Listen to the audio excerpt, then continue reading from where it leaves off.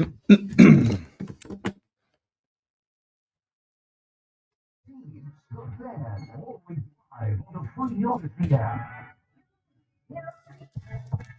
AM to AM on WFAN.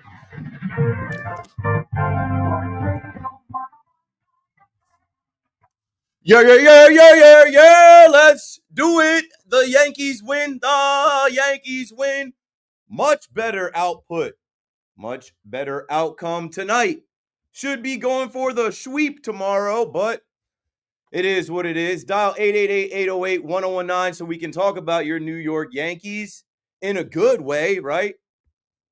I don't want to be mad at y'all boys. I love y'all boys, man. I like to celebrate. I like to have a good time. I like when the Yankees win like that.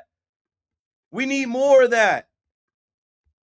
I know they can do it, even against a good team like the Padres and a vaunted bullpen and great hitters. And Michael King of New York comes back, and Jackson Merrill's back in the lineup. And you know what? Wandy Peralta. You know, Wandy Peralta. That's my dog. What a pal. You knew he was back. He had to help out. He missed us. He's like, I'll do y'all a solid, man. Don't even worry about it. So, man, what a night tonight. If you went to Yankee Stadium, congratulations to you. If you're still in the car, call up. You'll get, first service, first come, first serve. You'll get first right to tell us what the stadium was like. It wasn't a rainy night, and it was a good game. Clark Schmidt, I see you, bruh. 8 days off, and Clark has had some injuries and some things early on, but he's really valuable to this rotation and this team today. That's how the cookie crumbles. Carlos Carrasco is DFA'd, and we see that, and that leads us all to believe Ryan Yarbrough is going to get some starts, or maybe there's another move coming. Giancarlo Stanton is on his way back. Jake Cousins threw live BP to Stanton at the stadium today. DJ LeMahieu may join the team as they go out to Sacramento. So some things are changing. There is some help on the way. And, just after last night, obviously the vibes are down because you have a 3-0 lead. You should win that game. You have to win that game. We know. And we didn't really have as much time to go over it last night. And, the Knicks game kind of took precedent, and I only had a 2-hour show. So I'll lean into some of that, but not too much. I'll speak more in depth on Devin Williams and where I am tonight on Devin Williams. It doesn't matter. I mean, after they put up that 10 spot in the 7th, I'm like, here's a spot for Devin Williams. But all in all, the Yankees blew that game open. You get another Judge homer. We got to talk about the fans tonight over there in section 103. The fan that caught the ball, dropped the ball, the fan that, just was so slick with recovering it, putting it in his pocket, passed it down the line to another fan. If you didn't see that, I know John Boy had it on his page. I know Talking Yanks had it. John Boy Media has it. And then even the Yes, you had to have seen it. If you were watching the game, the Yes Network covered it as well. We'll talk about that. We'll talk about the attendance in Yankee Stadium. I mean, there's not too many fan bases that can talk attendance with the Yankees. And, a milestone was reached today. But all in all, game 2 against the Padres, Michael King's return. A lot of us feared Michael King. I know. I'm like, hey, this guy might come in here and shove, might throw a complete game. And the Padres were on a 6-game win streak. So that comes to an end. And the Yankees' 3-game losing streak comes to an end. Yay! And now you set up the rubber match with Max Fried on the mound tomorrow against Dylan Cease, and you feel pretty good about that, right? You should, at least. 888-808-1019.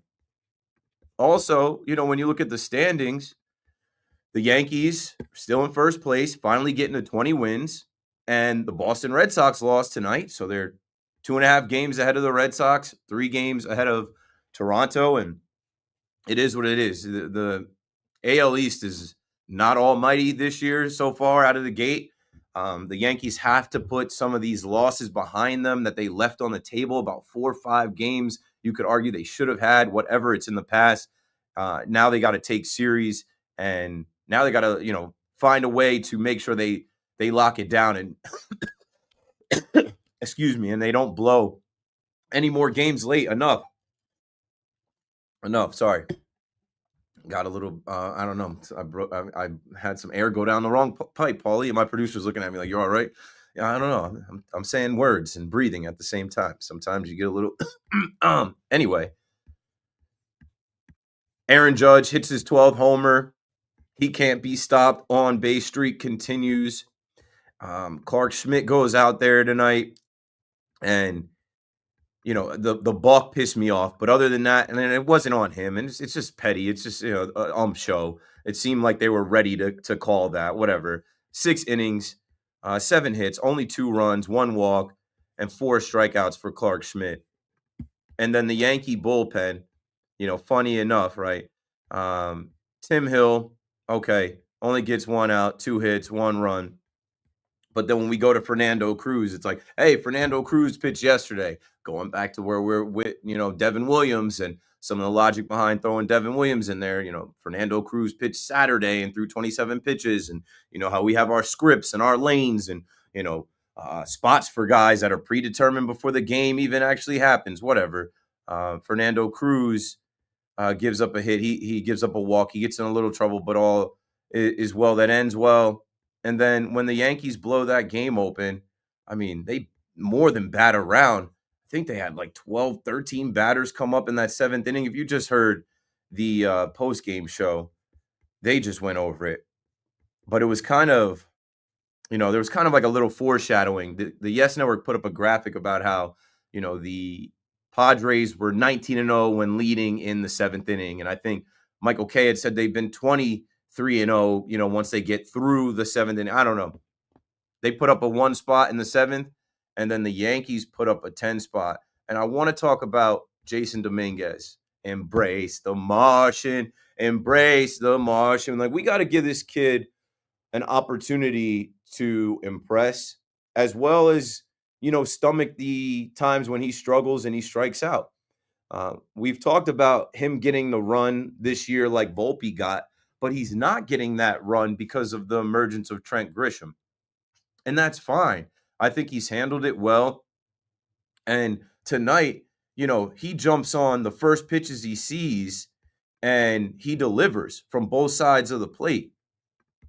If I go back to my notes, in the 4th inning, that single he had against Michael King throws him a 4-seam fastball in the zone. He cranks it. And then in that 7th inning, which really got us all going, was the double. And it was a hustle double out of the box. First pitch swing in there. And it's on a slider low in the zone, but he's got that helicopter swing. He gets to it. He sends it, and he's on his giddy up. He's on second base. Like, the Yankees tonight did it with speed. They did it with stealing. Of course, now they try to lay down a bunt, and Cabrera pops it up. But whatever. Now you want a bunt. Now you remember Hal Steinbrenner 2 years ago talking about an emphasis on bunting? We'll get to that later. It made me laugh today because there were a few other situations where they could have bunted in the last series, whatever. At least the thought was there, but it didn't matter, right? Volpe gets a single. Austin Wells singles. Trent Grisham walks. Volpe scores. Like, the Yankees take the lead and they just start pouring it on. Ben Rice hits a double down the line. And then Austin Wells hits his first career grand slam, and the place is up for grabs. It's 12-3 Yankees, and you feel good about them obviously winning the game. You feel good about the at-bats. You feel good about the team. That's why I said Wandy Peralta, what a pal.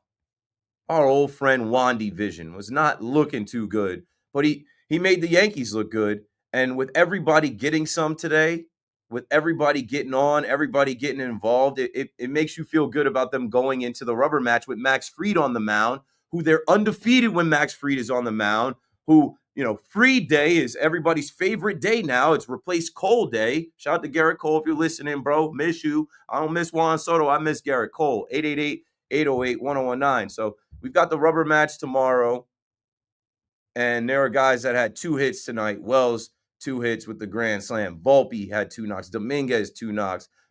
Bellinger, Judge, obviously, with the homer. Ben Rice had 2 knocks. So just a good night for the Yankees to get right. And you love that kind of response coming off of a game that they should have won 2 nights ago. But, some mistakes, some decisions blow it. late in the game, and they're able to have a short memory and put that behind them and come and handle business tonight and set themselves up to take the series tomorrow. 888-808-1019. Dan is in Howell, New Jersey on the Fan. What up, Dan? Well, what's going on, Steve? It's been a minute. I think it's been since Game 4 of the World Series. Hope you're doing well, my man. Happy belated birthday. Thanks. I'm good. How are you? Doing good, man. Just driving back from the game. First game of 2025 for me and my fiance. She was just at work, and one of her coworkers just had extra tickets. They weren't going to go. Gave it to us. A spontaneous trip to the stadium. I was surprised how packed it was. There's probably 40,000 people there. After last night, how terrible the weather was. And kind of a disheartening game. I was really impressed to see the atmosphere and how packed it was there. It's pretty crazy. Yeah, on a Tuesday night in Yankee Stadium, they're going to put 38,090 fans in there against the Padres after a night where most of us went to bed mad. Most of us turned the game off and we're furious. We live to fight the next day and come out and put up a 12 spot on the Padres, who are the second best team in the NL West. They're 23-12, and they've got stars and good pitching, and it was an impressive night tonight. So good on you, as that's the first game, and good on you picking that one or getting lucking into the tickets. Like, I was jealous. I almost was going to go to the game tonight. I'm going tomorrow. I was like, man, I should have went tonight. No, you got free day though. You got that going for you. Let's take home the series. Yes, sir. Thanks for the call, Dan. 888-808-1019. Going to the stadium after a night like that, that's all you can hope for. That's all you can ask for, is them to respond. Clark Schmidt on the mound, like I said. Clark having a good outing against his old pal, Michael King. Michael King goes 6 innings, gives up 3 hits, 2 runs, 2 walks, 2 Ks, and 1 homer. And I mean, obviously in that game early, when they scored the 2 runs, my first thought was, hey, get those 2 runs back right now. Fight, compete. This is one of the better teams in baseball. They're in your building.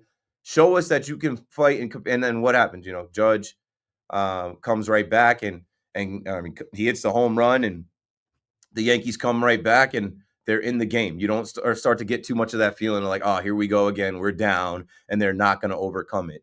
They did. Jay is in Stamford, Connecticut. What's up, Jay? What's up, Steve? How you doing? Good. Watching the Golden State Warriors without Steph Curry in here versus the Minnesota Timberwolves. What, are they losing by 20? No, they're actually up by 15. Yeah, Golden State without Curry. This is what they do every year. So. Yeah, I was fortunate enough to sit in some nice seats tonight, so I got a nice view at that inning there with 10 runs. It was pretty cool to watch. Nice to see the stadium packed out, like your last caller was saying, on a Tuesday night. Yeah, lit up like that. The lights going off. They're scoring runs. Grand slam. Dun, dun, dun, dun. Like, it's. It was awesome. And to talk about Clark Schmidt a little bit, he wasn't, he didn't have his A stuff tonight, but kept us in the game. He battled. And we were able to respond after those 2 runs that he let up by putting up those 2 runs. And it's nice to see, like you said, it's nice to see every once in a while that they still try to do the sacrifice bunt. Yeah, I didn't mind the thought. The execution wasn't there. And like I said, I forget when it was, maybe in the Rays series where, they could have bunted, or at least the thought is there. The execution has to be better. All in all, it didn't matter, though, because they ended up having a huge, 7th inning. But yeah, what you said about Clark, that inning was a little bit frustrating, but he didn't have his best stuff after 8 days off. But better than Will Warren, better than Carlos Carrasco, better than some of the other outings that we've had here. We need Clark Schmidt in this rotation. Absolutely, and you know who else we need is Devin Williams, and I still got all the trust in the world in him. Even though he hasn't shown it, he's shown 5, 6, 7 good years of being a closer, and 2 bad months. I'm not gonna hold him back on that one. So we got to stay confident with him, and I think he'll be all right. Yeah, thanks for the call, Jay. I mean, I'll lean into it now with Devin Williams. His past, that was in Wisconsin. That was in Miller Park. Yankee Stadium is not Wisconsin. It is not Miller Park. If I can make it there, I'll make it anywhere. It's the hardest place to make it, literally. It's the hardest place to play. The standard and the expectation is just, it's through the roof every single night. And follow me here, right? There's a yogiism. Baseball is 90% mental and the other half is physical. The math isn't mathing there. But like as I'm looking at Devin Williams, I'm like, okay, 90% mental and the other half is physical. I don't know about his mental or physical state right now. None of us are talking about him having, the stress fracture in his back last year, the back injury, right? We just think he's completely past that. We don't, he passed his physicals, whatever. But he did have that last year, and he's in a free agent year this year. That's one thing. His velocity's down, and I listened to Boone on Talking Yanks today, and he talked about the weather and everybody, their velocity is being a mile an hour down, whatever. But I was like, with Devin Williams, I've run out of excuses. There's no more get out of jail free cards. And yes, I know it's May, Keith, it's May. But like, this is the Yankees coming off a trip to the World Series in an American League where they can get back to the World Series. And what I'm worried about is this start out of the gate is so bad that it is almost impossible for Devin Williams to overcome. 888-808-1019. Like, follow me here. Even if they do get him right, and he does start to look like he used to look as MLB Network's #1 reliever in baseball, the baseball gods are cool. Baseball is still going to baseball. You might just run into a Pete Alonso who had been down for X amount of at-bats and puts bat to ball and hits the ball out of the ballpark. That type of thing could happen to him in October for the Yankees. Will never live it down. He'll never live it down. And I know the Met fan is smiling. I can't say anything online without seeing the Met fan say, Pete broke him. Pete Alonso's son. Pete is his daddy.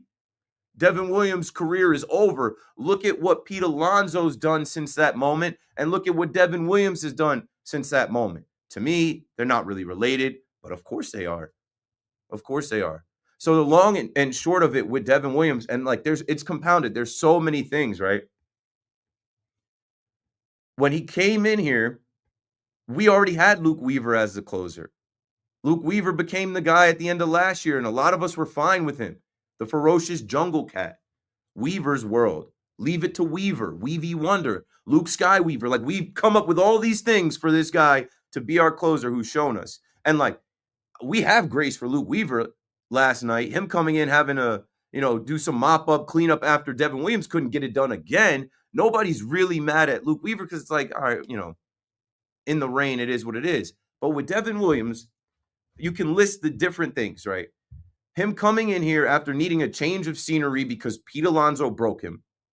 Us already having a closer. Oh, and don't forget the stupid facial hair policy, which, 49, I guess they could have waited till next year to make it 50 years on the dot to get rid of it.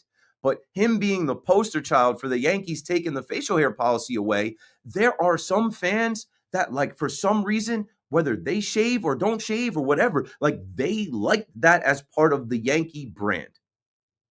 And so that being removed to make a guy comfortable, and he's not looked comfortable, they're holding it against him. That's why I also said you can't pitch him in Yankee Stadium. You can pitch him in Camden Yards, but you can't pitch him in Yankee Stadium because the boo birds are out. I've been in there. He got booed on opening day. Add that to the list. The first time he stepped on the mound against his former team, he was booed in Yankee Stadium. Can't get that back. That's forever.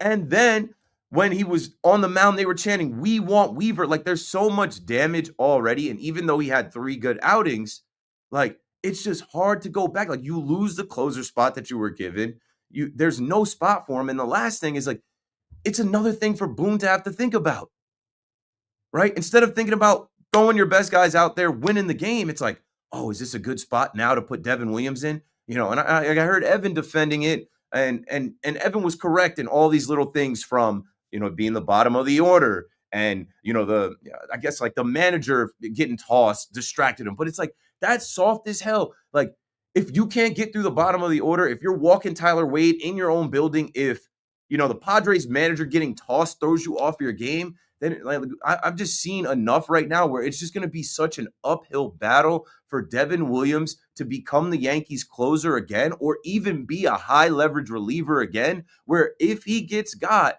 the fans are going to turn against him. And that's a hard spot to be in Yankee Stadium. 808-1019. Plenty more to do, plenty more Yankee calls. We'll talk about other things. But like this Devin Williams thing is currently like the biggest issue.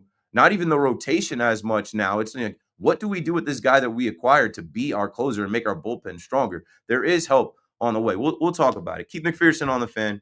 We'll be right back.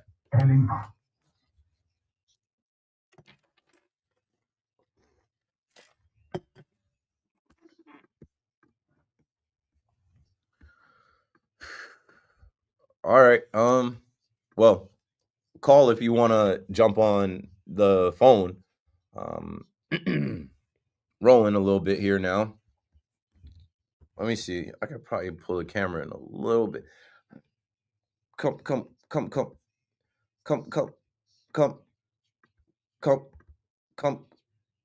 All right, we good. We're good. Cool. Yeah, bro. Like, I just feel like it's early and we can say like I don't have faith in Devin Williams. There's no reason to. And we gave him the grace. There was all these things from like the paternity, like there's too many factors, bro. When we come back, I'm gonna talk about it. It's like there's too many excuses for the guy. Oh, he was on paternity leave. Oh, the mound wasn't right yesterday. It's like, nah, man. Like, yo, this is the New York Yankees. We're trying to get back to the World Series and win it this year. Like, it's not worth it to force this thing. He's been a net negative. Call a spade a spade. It ain't working here in New York. All right, chat. Let me check on the Met game.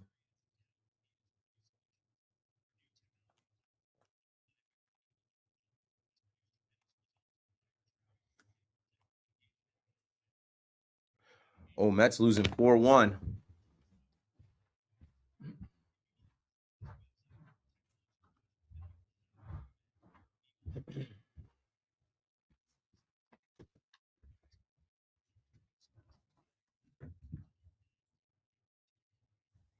Okay.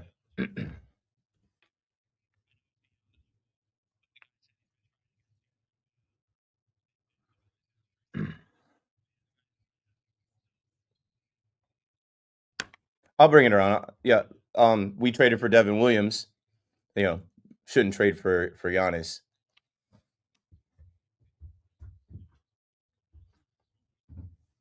Hell no. You bring that in. Save that. You bring that in, and we'll have that back and forth.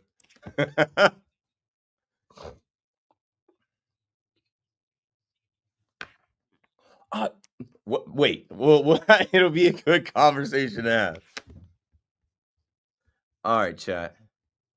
Appreciate y'all for pulling up and watching. Let me see where everybody is out here. Will G. What's up, Keith? Hockey jersey looking fire. I low-key want to cop off eBay. Hey. Free 99. You know where I got mine. You're J. Dupree, Johnson brand. The brand is strong. I'm always glad the Red Sox lose. Watching your Instagram reels, awesome content. Thanks, man. I got a bunch out there. There'll be more. Shout out to the homie Gabe. I know Gabe is working on some stuff. Dalton is going to be working on some stuff with me. And I'm just gonna get more once we're outside more, and it's really warm. Every day I'm gonna just have more content of me walking and talking, more content of me popping out different places. I've been kind of chilling right now because like once the summer kicks off, Memorial Day weekend is full go. Wells needs it, Schmidt needed it, the lineup needed it, the franchise needed it. Historic 10-run 7th inning come from behind, no rally to end the losing streak. Yes, sir. Jay, I was happy the Yankees won. Mets are starting to slip. Yeah, they are. And I'm watching that game kind of. I saw Brandon Nimmo had a little injury scare.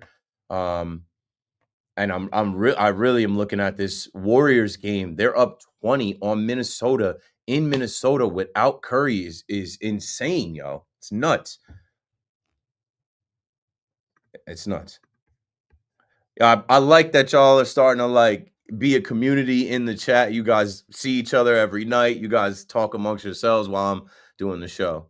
I'm really a Pete guy. I'm a diehard Yankee fan, not Met hater, but I pull for Pete because of the way the franchise is treated is great.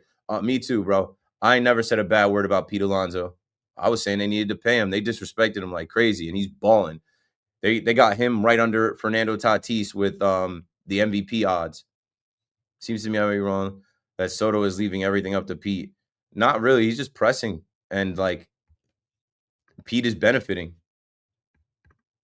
Yankees show up, blow up the game. What you want to see? Yeah, Yankees show up tonight, and we're going to talk about that later in the night. We'll get to basketball and the Knicks, and maybe even some Giants talk.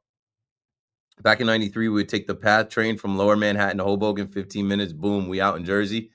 It's still running. It's still running. My boy Jared, what up? Hoboken back in the day, great city, not modern like today. It's nice. I don't recognize it all the upgrades. It's different now. It's a lot of apartments and places there now that weren't there. Thanks, Bronxland. I saw you just followed me on Twitch. I appreciate it, bro. Why do they boo him? Yankees fans boo everybody. It's called the Bronx Cheer. We eat our own. What up, Keith? Did you catch the ending of the Pacers game? I did. That Halliburton step back 3 to win it was cold as hell. Listen to the Yankees on the radio. I really miss John Sterling. Yeah, it's funny you mentioned that. I want to reach out to John. John's been doing some little shows. Are you not allowed to promote your YouTube channel on air? I think I am. Embrace the Martian, embrace the Martian. I come in peace, but I need y'all rocking with me. Don't boo me. Embrace the Martian. And this is how it sounds. Jason Dominguez, the Martian. The kid has had a nickname like he's a superstar in the league for 4 years. Give him time though. He shows you that it's there, but he's 22 years old. Tonight was a good night for him to pop out. There's been questions about his usage and the matchups, him struggling from the right side of the plate. Should he just bat lefty? It's fine. It's fine. These are actually good problems to have. Like I said, the emergence of Trent Grisham is why it's not Dominguez in left every day and Trent Grisham being the fourth outfielder. So I'm not worried about him. I think Bellinger's going to come along as well. I'm just like waiting for it to be 80 degrees every day. I'm waiting for the weather to break, for the showers to pass, for it not to be, so rainy out for these home games, and us to kind of just get in the clear with that. I think everybody's going to benefit from that. Fans and the team included. 888-808-1019. Got eyes on the Warriors, who are really impressing me right now, how they are keeping this lead. There's 29 seconds going into the fourth quarter. They're up 21 on the road in Minnesota against Julius Randle, against Dante DiVincenzo, Ant-Man. And Curry has been out since the first quarter, I think, with a hamstring injury. I'm also keeping eyes on flashback. SNY, the Mets are down 4-1 in the seventh. Zach Gallen on the mound, and there was a little bit of an injury scare earlier. Paulie alerted me that Brandon Nimmo had a little something, but he stays in the game. He's 0 for 3, so maybe he's feeling it. But when you look at the Mets tonight, they have only 2 hits. And Zach Gallen is masterful. I was telling y'all about Zach Gallen. I mean, we've seen him absolutely shove against the Yankees in Yankee Stadium. We've seen him do his thing in Citi Field. He's gone 6 1/3, only giving up 2 hits, 1 run, 3 walks, and 6 Ks. Jeff McNeil is at the plate right now with a runner on first and 1 out in the seventh. We'll keep eyes on that. I was talking about Devin Williams, and I said, I've run out of get out of jail free cards. I've run out of energy to fight Yankee fans on him. There's enough of a case built up. There was too many excuses. Oh, he was on paternity leave. Give him time to come back and get in a rhythm. He did. Even 2 nights ago, the excuse was, the mound conditions. Obviously, it's raining. The mound is slippery. But there's always an excuse. And New York is a place where the excuses don't work, man. You got to come through, man. And in a little bit more than a week, 10 days, it'll be the Subway Series in the Bronx. That fast, it's about to be Mets versus Yankees in the Bronx. and they're going to need him in that series. He's got to get right on this road trip. Like I said, I'm scared to pitch him in Yankee Stadium. Okay, go pitch him in the minor league ballpark out there in Sacramento. Go pitch him in T-Mobile Park in Seattle. And let's see if he can put together a couple more good outings and put this one bad outing. And it wasn't even that bad. It's just like his location is all over the place. He throws one pitch, and then the look on his face, he always looks like he wants to cry. He always looks like he's out of it, sad, on the field and in the postgame.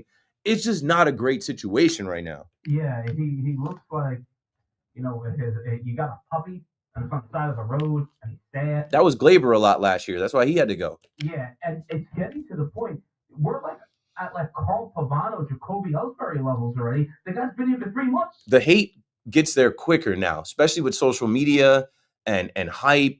And like I said, the Met fan adds to it because the Met fans are literally, Pete broke him. Look at Pete. I think, was it New York Post Sports put up the stats that since that homer, this is what Devin Williams has been, and this is what Pete Alonso has been. I'm like, unrelated, but you can't deny they're related. Right. And there will be a moment next week where they're going to use him and they're going to need him. And and you're a massive Yankee fan. Do you want Devin Williams in a spot against Pete Alonso? Nah. Hell no. No. Lindor, game on the line. No, definitely not against Pete. We're not exercising any demons. We're not going to give him a mulligan in Yankee Stadium. There's no way you allow Devin Williams to face Pete Alonso in Yankee Stadium. Pete Alonso kills us in Yankee Stadium anyway. Pete out and it knocks him back in. Maybe it just snaps him back into focus. No, I know you're kind of trying to speak that into you. I know you would love that. I want no parts of that. The boos might rain out before he even get if Boone goes to get him and we know Pete Alonso's coming up in the next turn of the line. No. Not reliving that. Nope. The cheering from Mets fans, if that happens, might outweigh the booing from Yankees. It can't happen. And the Subway Series being a Friday, Saturday, Sunday, which we haven't had since 2021, it is going to be a raucous environment. It is going to be a little different out there. And if you can't handle a rain-delayed start with a rain delay during the game where people left and went home, and I know it was raining or whatever, but I'm not throwing him into the fire. We got and it sucks. Doesn't it suck that you have the number one reliever, Yankee fans, you have the number one reliever in baseball, number one ranked reliever with a pitch called an airbender, a guy that you thought was going to be your closer, right? After we had to go through 13 blown saves with Clay Holmes, we find Luke Weaver, we get this guy, and now we got to treat this guy with kid gloves.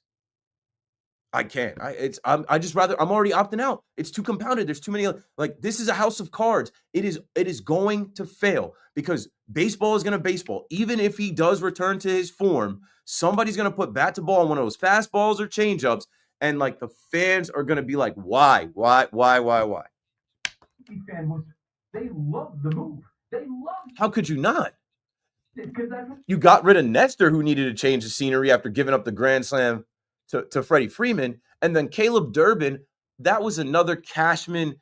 Caleb Durbin's going to be our second baseman. He was never going to be the second baseman. That was another Cashman sell. You sell Caleb Durbin, who nobody really knew what he was going to potentially be, and probably wouldn't be helping this team now as we're looking at Peraza making errors at second base. It was a finesse move in theory on paper, but New York is not for everybody. 888-808. 1019, Ari in Bergenfield on the fan. What's up, Ari? What's going on? What up? Nah, man. I just came back from the game, and I want to stay on that high of great wins. We put up a 10 spot.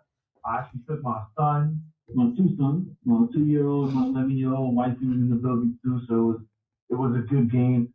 But yeah, man, even with that good win, there's still that bad taste of Devin Williams, As the Yankee fan, I'm with you. I would not even tell him to show up during the Subway Series. Stay home for that weekend. Cause I would have put him out there, and I don't want to hear the city. If this dude goes out there, the Mets fans are gonna go crazy. Nah, man, it's risky business. They're playing with fire. Yep. It's almost like remember Severino is like, nah, they're not gonna pitch him in Yankee Stadium because they didn't want the smoke. That's the same way. We don't want the smoke. No, Right now. I've seen it so many times, bro. I've seen them shield guys from the fans, not put guys out there on opening day because they knew they were going to get booed. They knew that they were going to hear it. And this guy is in a situation right now. Like, I even think he needs to hit the IL. Thanks for the call, Ari. I'm glad you enjoyed the game. We'll get back to talking about tonight's game. But, like, this is something that is hanging over our heads, and it's going to rear its head again. And like I said, my take is that it's too far gone with all of the different things, and the Yankees need to just focus on winning. They can't be so focused on when to pitch a pitcher that was something that they thought was something but hasn't been that now. They can't be so focused on how to get him right and when to deploy him and allow him to continue costing the Yankees games. The math is mathing. These games early in the year can count against us in the later part of the year. Like I said last night, blowing these games early could be the difference of home field advantage in the World Series. You can't afford to do that trying to like get something I don't it's not there. We haven't seen it, and that is okay. Now, yesterday was the first time I had the thought to potentially even trade Devin Williams. And I know people again are going to say it's May 6th. What the hell? You got to believe and you got to be patient. I did that. I did that.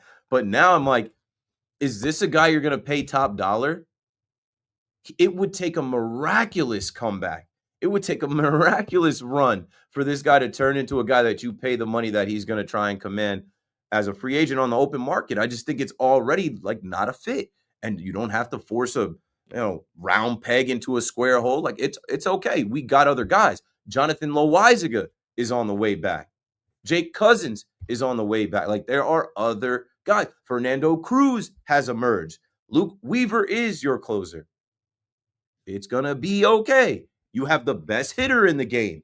And nights like tonight, you are reminded that like guys like Ben Rice and Austin Wells and Volpe and Dominguez, like there are young players on this team that can put bat to ball, that can run, that can really get after it. And when they all put it together like we saw tonight in that 7th inning, it's like, all right, let's go. Rally the troops. This is what we want to see. My guy Avery in Riverdale on the fan. What's up, Avery?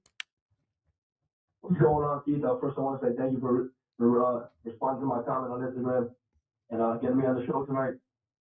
You got it, of course. One thing I want to kind of break away from the Devin Williams situation. I want to bring some positive into the show tonight. I was at the game tonight, enjoying living off the high right now. The reason why I believe we won this game, besides the 7th inning, was like I said, we limited the walks. The pitching was great tonight. Besides a little shaky in the bullpen towards the before we went on that lead, but it was all right. We limited the walks, only 2 walks tonight, and the discipline at the plate.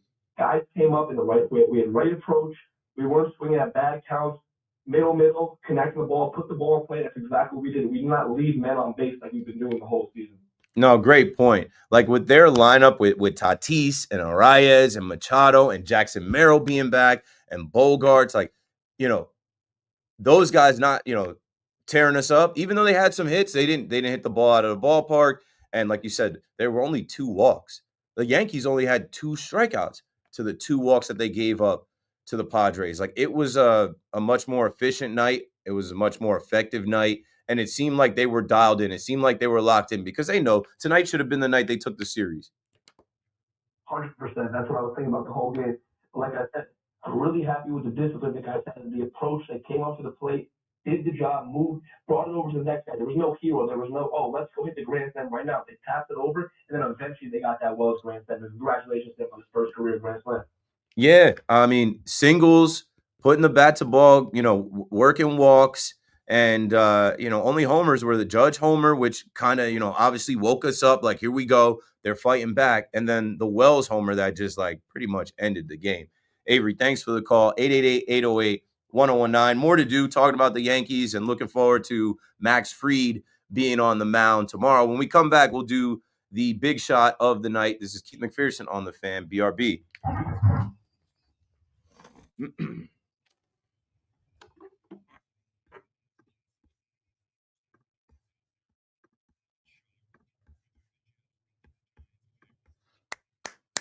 Okay.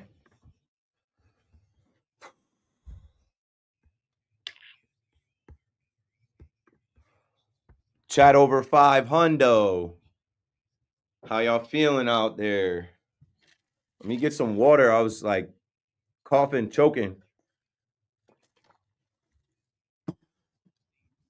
You guys are also my eyes and ears in the sports world. I'm watching the Met game. They just gave up another run.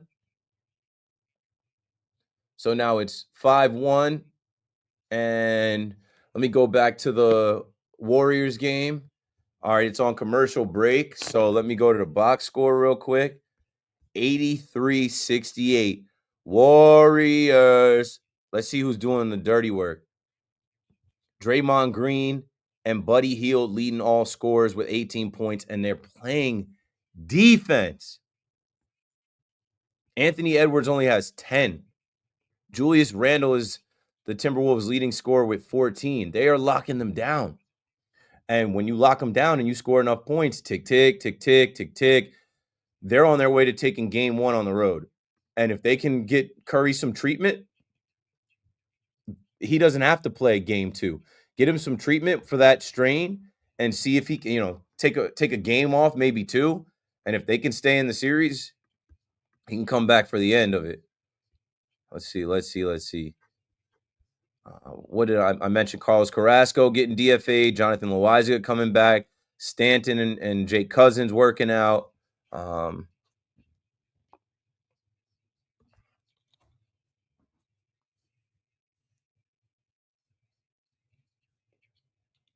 Couple little mistakes, not a completely crisp game. Couple errors. Peraza had the fielding error, and then that ball dropped in the outfield between Volpe and Grisham. Whatever. Pulled off a double steal. Schmidt had a pickoff.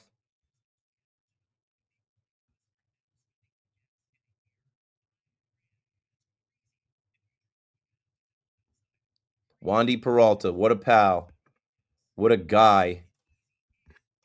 What a great guy. So it's Lourdes Gurriel who's done the damage tonight. Lourdes Gurriel Jr., you guys remember him with the Blue Jays.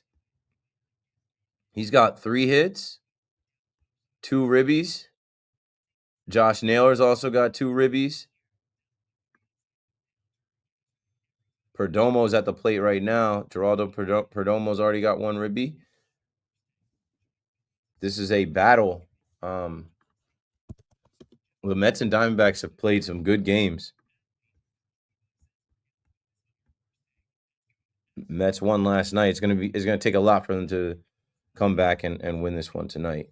What else out there? That Pacers game, incredible. To go up 2-0, they're halfway to punching their ticket to back-to-back Eastern Conference Finals. The Indiana Pacers. They're so corny.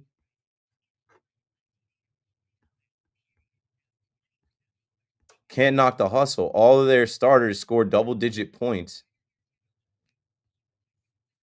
Miles Turner and Aaron Nesmith have 23. Tyrese Halliburton 19 in the game winner.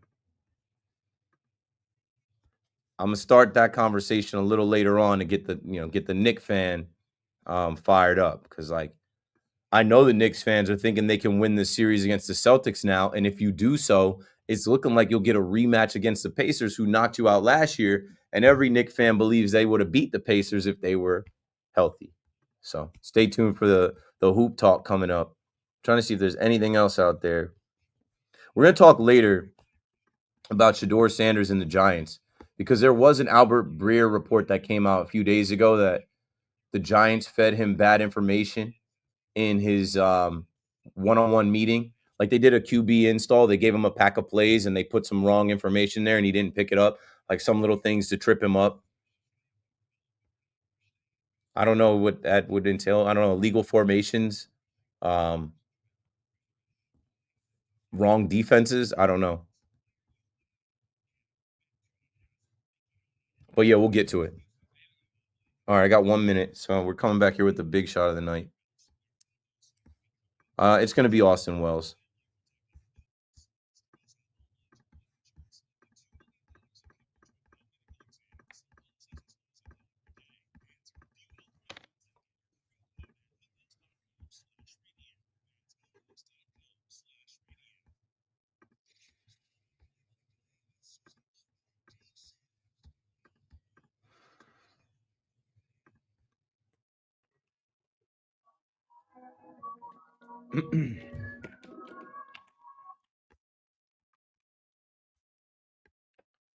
The big shot of the night is brought to you by WFAN and me, Keith McPherson. Bright lights, big city. We got a bunch of big shots.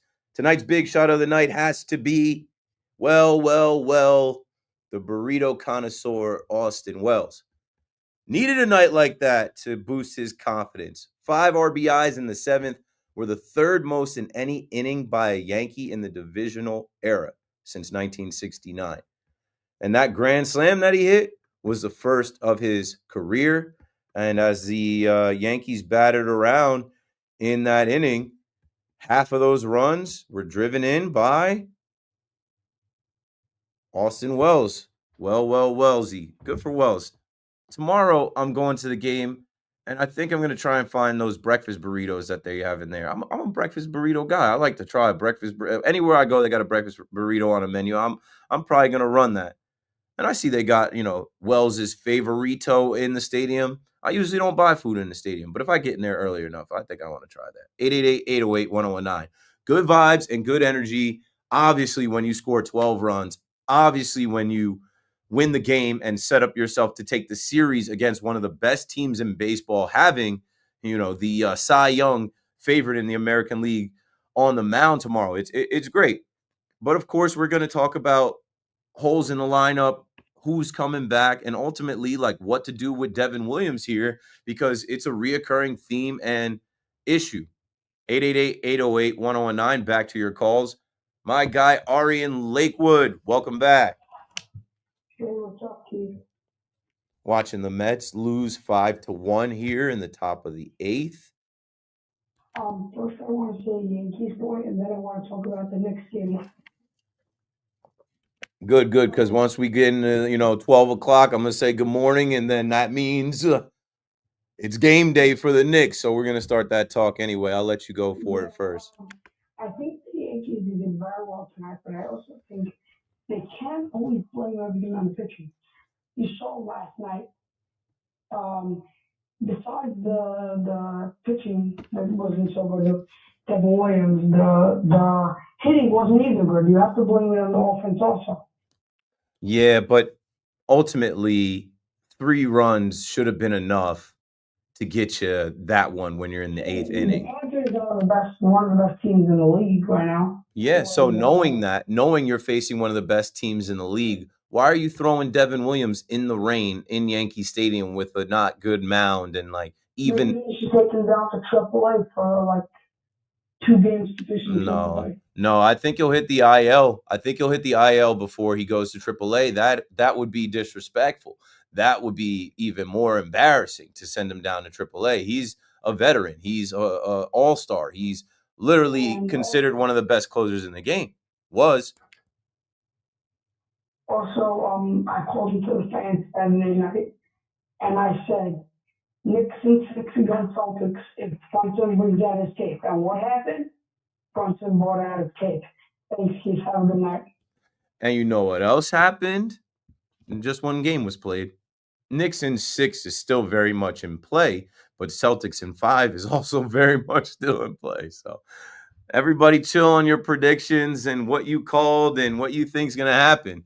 This game is going to be a lot different tomorrow. 888-808-1019. But again, the Knicks have literally nothing to lose.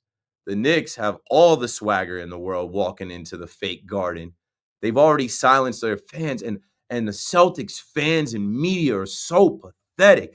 Everything I've seen from them, it's like they don't understand, yeah, you won the finals last year, but you're banged up and you had a terrible shooting performance and you got. And that's what happens in sports. They almost they act like the Knicks are so beneath them that they can't believe this happened. And now it's just a guarantee that they're going to rip off 4 wins in a row. That's hard to do. That's really tough to do, especially against a team like the Knicks, how they play. If it's a close game in the 4th quarter, they do have the most clutch player in the league. And if you want to play, they have 2 wings that can D your ass up. And they have a guy like Josh Hart who can make plays, assist, rebounds. And I'm going to talk about this later, but if we can get one of those cat performances like we got in, I think, game 3 against the Pistons. Like, that's still on the table for Cat to show up. Absolutely.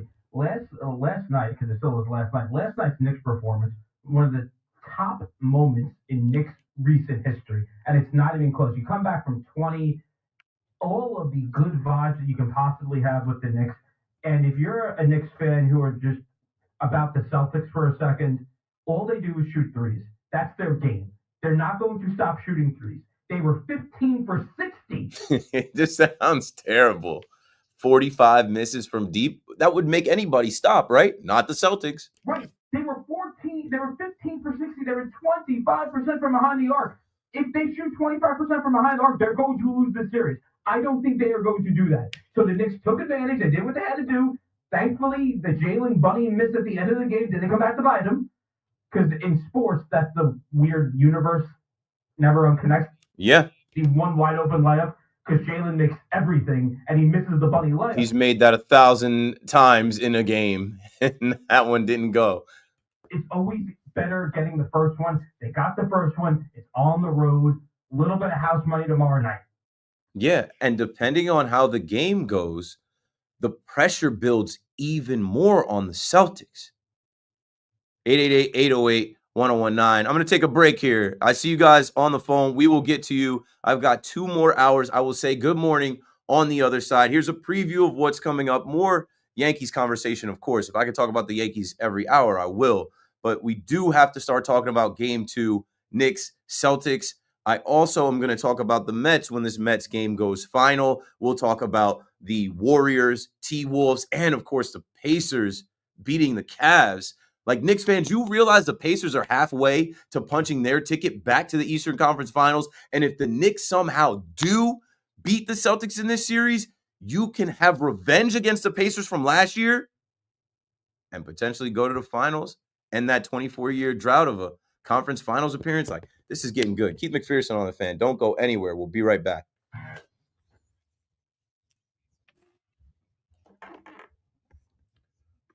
Cooking with gas now. Got a lot on the stove now.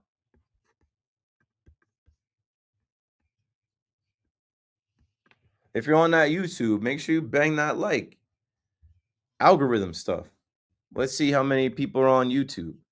19 people watching on YouTube. I gotta get these numbers up. Hold on. Let me go out and promote myself, because nobody's gonna promote you like you promote you. You feel me?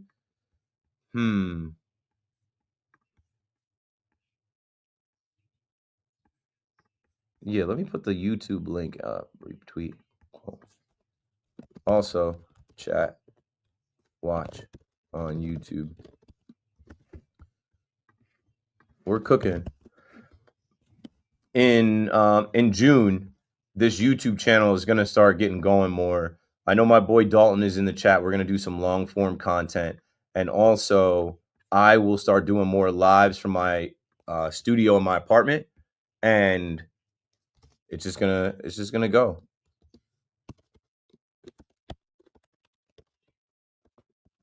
Shout out to the homie Gabe. I know Gabe just sent me a clip on Devin Williams. Gabe, we at the game tomorrow, bro. It's lit.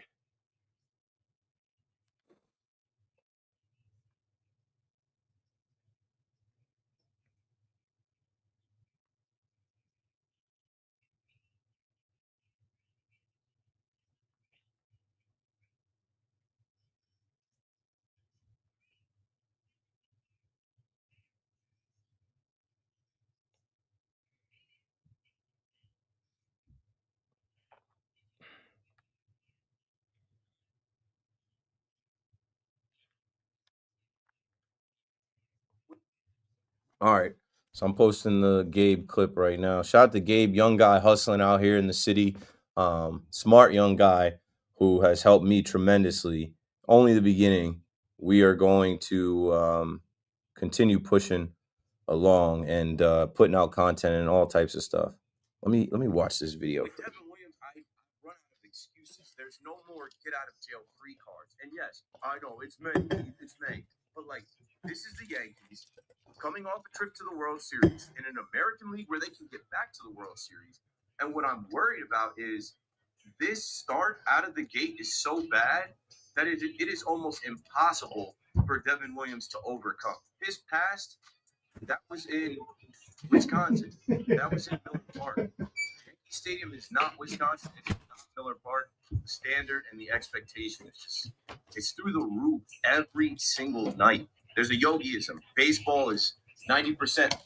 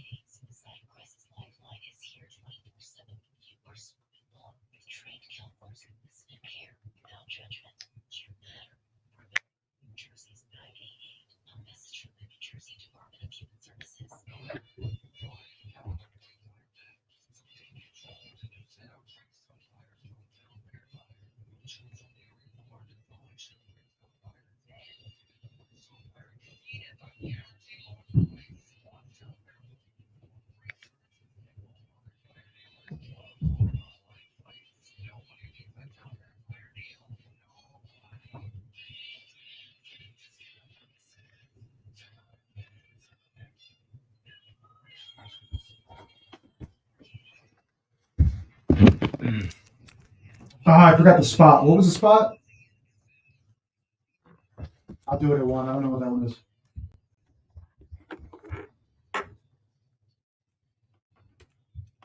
Good morning at 12 o'clock. I'm Marco Belletti. We head to the ninth inning of the desert. Some heavy lifting for the Mets, down 5-1 to the Diamondbacks. Zach Gallen just dominated them all night. 7 innings, 1 run, just 2 base hits. He struck out 6. Pete Alonso walked in a run. That was the lone run for the Mets. Meanwhile, David Peterson giving up 4 runs on 5 hits for the first 6. As the Diamondbacks lead the Mets 5-1, we head to the ninth inning in Arizona. For the first time in a decade, Yankees a 10-run inning. They rallied by the Padres 12-3 to snap a 3-game skid. Austin Wells, a grand slam, drove in 5 in the 7th inning alone.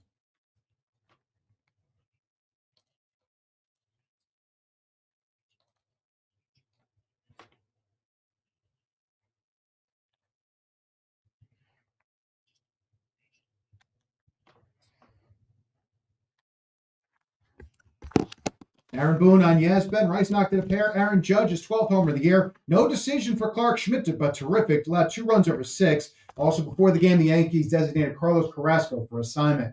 NBA playoffs, the Warriors trying to finish off the T-Wolves 90-77 as their lead under 4 minutes remaining. Despite Steph Curry leaving this one in the second quarter, strained hamstring, Draymond Green's got 18 points, 8 rebounds, and 6 assists. And the Pacers rallied from 20 down. They get Tyrese Halliburton's 3 with 1.1 remaining, stun the Cavs 120-119 for a 2-0 series lead. 61 degrees, Patty Sky at Central Park. That's happening. I'm Marco Belletti.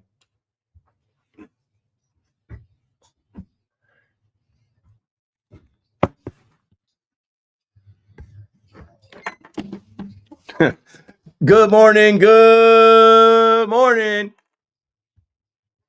Let's do it.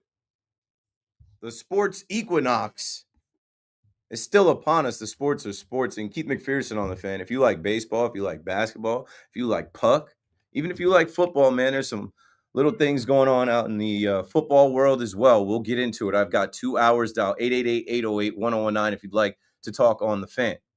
I started off with the Yankees. The Yankees win. Shout out to John Sterling, wherever John Sterling is. I think we're gonna have to cue up my tell me something cool. You'll hear John's voice, and I think it's just a good bounce back for the Yankees as now they look to take the series with Max Fried on the mound, and that's as confident as you could be because they don't lose on Fried Day.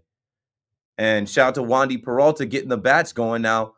Everybody in the lineup feels good because they put bat to ball. They got on base. They scored. Good. The Yankees need to take this series from one of the best teams in baseball. Now, the Diamondbacks are in the same division as the Padres. They're not one of the best teams in baseball, but I think they're sneaky good. I think they have a good manager, a good lineup, and they definitely have a good rotation. And here in the top of the ninth, Juan Soto is at bat facing Shelby Miller is in the game now? I say it's not Zach Gallen anymore. But let's see if Juan Soto can get the Mets going here. Let's see if Juan Soto can, spark a little bit of a rally. If the Mets drop this game, there'll be a rubber match tomorrow. And I think they have like a getaway game out there. So it'll be a little bit earlier in the day. And I mean, tomorrow we'll have Yankees. We'll have the Mets at 3:45. We'll have the Yankees at 7:05. And then the Knicks will play game 2 at 7 p.m. It's lit. It is up. I cannot wait. I just like when there's a lot in motion, a lot going on. So let's continue talking about it. Before, we went to break, I put it out there for the Knicks fan. Like, belief is needed. And the NBA script is writing itself. The Pacers have played a hobbled Cavaliers team. The number 1 seed Cavs, who we talked about, right? Yes, they have the coach of the year. Yes, they kind of came out of nowhere this year. But this would be their first real go in the playoffs. And let's see how the Pacers experience has played. But also, they have been without Darius Garland. And then today they were without Evan Mobley, 2 homegrown drafted players that start for them. And then also they were without DeAndre Hunter, who they traded for at the deadline. They are completely compromised. Spider Mitchell was balling in the first half, but you can't win the game in the first half. And he did as much as he could with 48 points. But they're relying on Dean Wade, who had 3 points. They're relying on Ty Jerome, who had 2 points. Max Strus, who had 23, and former Brooklyn Net Jared Allen, who had 22. It's not enough because Tyrese Halliburton, with the ball in his hands, can have a step back 3, drain it, call game, and beat you 120-119. The Pacers are now 2 games away from punching their ticket back to the Eastern Conference Finals. Back-to-back years in the Eastern Conference Finals. If you're a Knicks fan, you gotta hope that the Celtics are hobbled. Now, we did get a little bit of an injury report that, Joe Mazzulla met the media and said Kristaps Porzingis and Sam Hauser are day-to-day. We'll see today if Kristaps Porzingis is healthy enough to go. Sam Hauser had the ankle. Let's see if he's ready to go. But I just think that the Celtics are compromised, and we know that. They've had a ton of injuries. They got punched in the mouth for the first time, and the pressure will start to build. There's no pressure on the Knicks. So if the Knicks come out in the first quarter, first half, play with them, third quarter, come out with the same energy, and it gets late into the fourth, I just said they have the best closer in the game, and those fans will start to moan and groan. And if the Knicks can take 2, If the Knicks can take 2 games in Boston, they have the advantage in the series, and then you can really start to dream about going toe-to-toe with the Pacers. Let's not get ahead of ourselves. Let's get back to the phone. Josh is in Passaic on the fan. Go for it, Josh. Sports are sportsing, and I'm blessed to be here on WFAN talking about it. Thanks for calling like you always do. Anyways, first, before I get to the Mets team, I see ESPN put this article on one of the top articles about Shedeur Sanders getting his number. They got to realize this guy's not Howell anymore. This guy has no name anymore. Stop putting anything about him. You're incorrect. His name is everything. His name is going to get the clicks. I actually read something about that today as well, and I laughed because I'm like, this guy's going to get more coverage than any 5th round 144 draft pick ever. But basically, somebody in Shador's camp put out an Instagram post saying there's no way the Cleveland Browns should have gave number 2 to anyone else, especially to a wide receiver who hasn't even worn number 2 before in his career. But we all knew that was coming, so we ain't flinching about it. It was expected. Take it, smile, and make it legendary. That's Shador's whole company and brand, legendary with the number 2. Now, that came from somebody in Shador's camp. The player is DeAndre Carter, who was with the Raiders, who was with the Chargers. He is like a slot receiver, but really like a return specialist. He's still a veteran, though. He has done something in this league. He gets priority over a rookie. Even if this is the most high-profile rookie in the 5th round ever, like the Deion Sanders, Shador Sanders camp, they have to humble themselves. So, yes, he wanted number 2, and he's got the highest selling jersey before we even knew what number he would wear. But then the story was put out that he's going to wear 12 like his mentor, Tom Brady, wore 12. And Tom Brady put out, the text that he sent him about, I was picked 199. So it's like, it is a story. He does have a name, but now he has to make a name in the NFL. And let's see, I don't know if he's going to be able to. It's a different game in the NFL. I don't know if he's going to be able to star in the NFL because there are things in place to not allow him. Just like you don't get to pick your number. You're a rookie. You get what number you get. DeAndre Carter, who is probably not going to have that many catches. Like, I'd be surprised if DeAndre Carter catches 50 passes this year for the Browns, but he's going to wear that number 2 over Shador Sanders, who hasn't done anything in the NFL.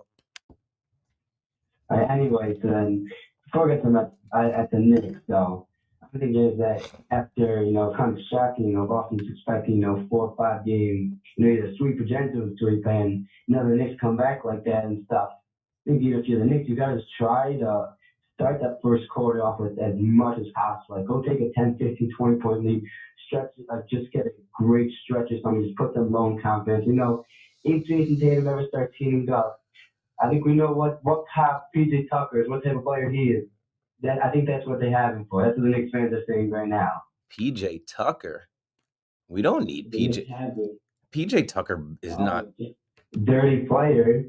Yeah, he's gonna be a rah-rah guy. He's gonna clap. He's gonna be Udonis Haslem on the bench. PJ Tucker's got no business in this series. I don't see him stepping on the floor, even to dirty it up. They don't need to do that. Definitely not in game 2. But you're right about get off to a quick start. Don't let that arena build. Do not let the Celtics get another 20-point lead because they won't relinquish it this time. Like, the Knicks got to come out and play defense and hit their shots and be efficient. And then that fear will start to set in with the Boston Celtics, who are never in that position.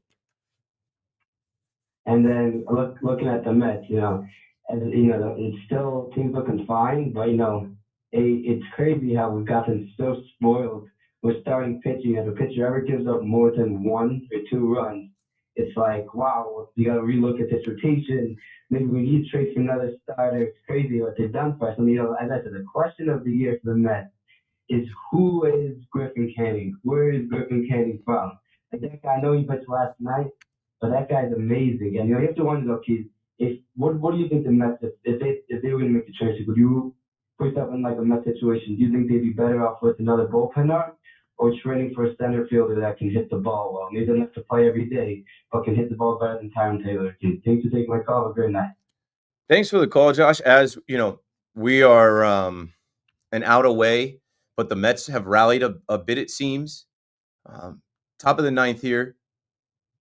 Runner on second, runner on third, 2 outs. Mark Vientos at the plate, 0-2 count. So the Mets are down to their final strike.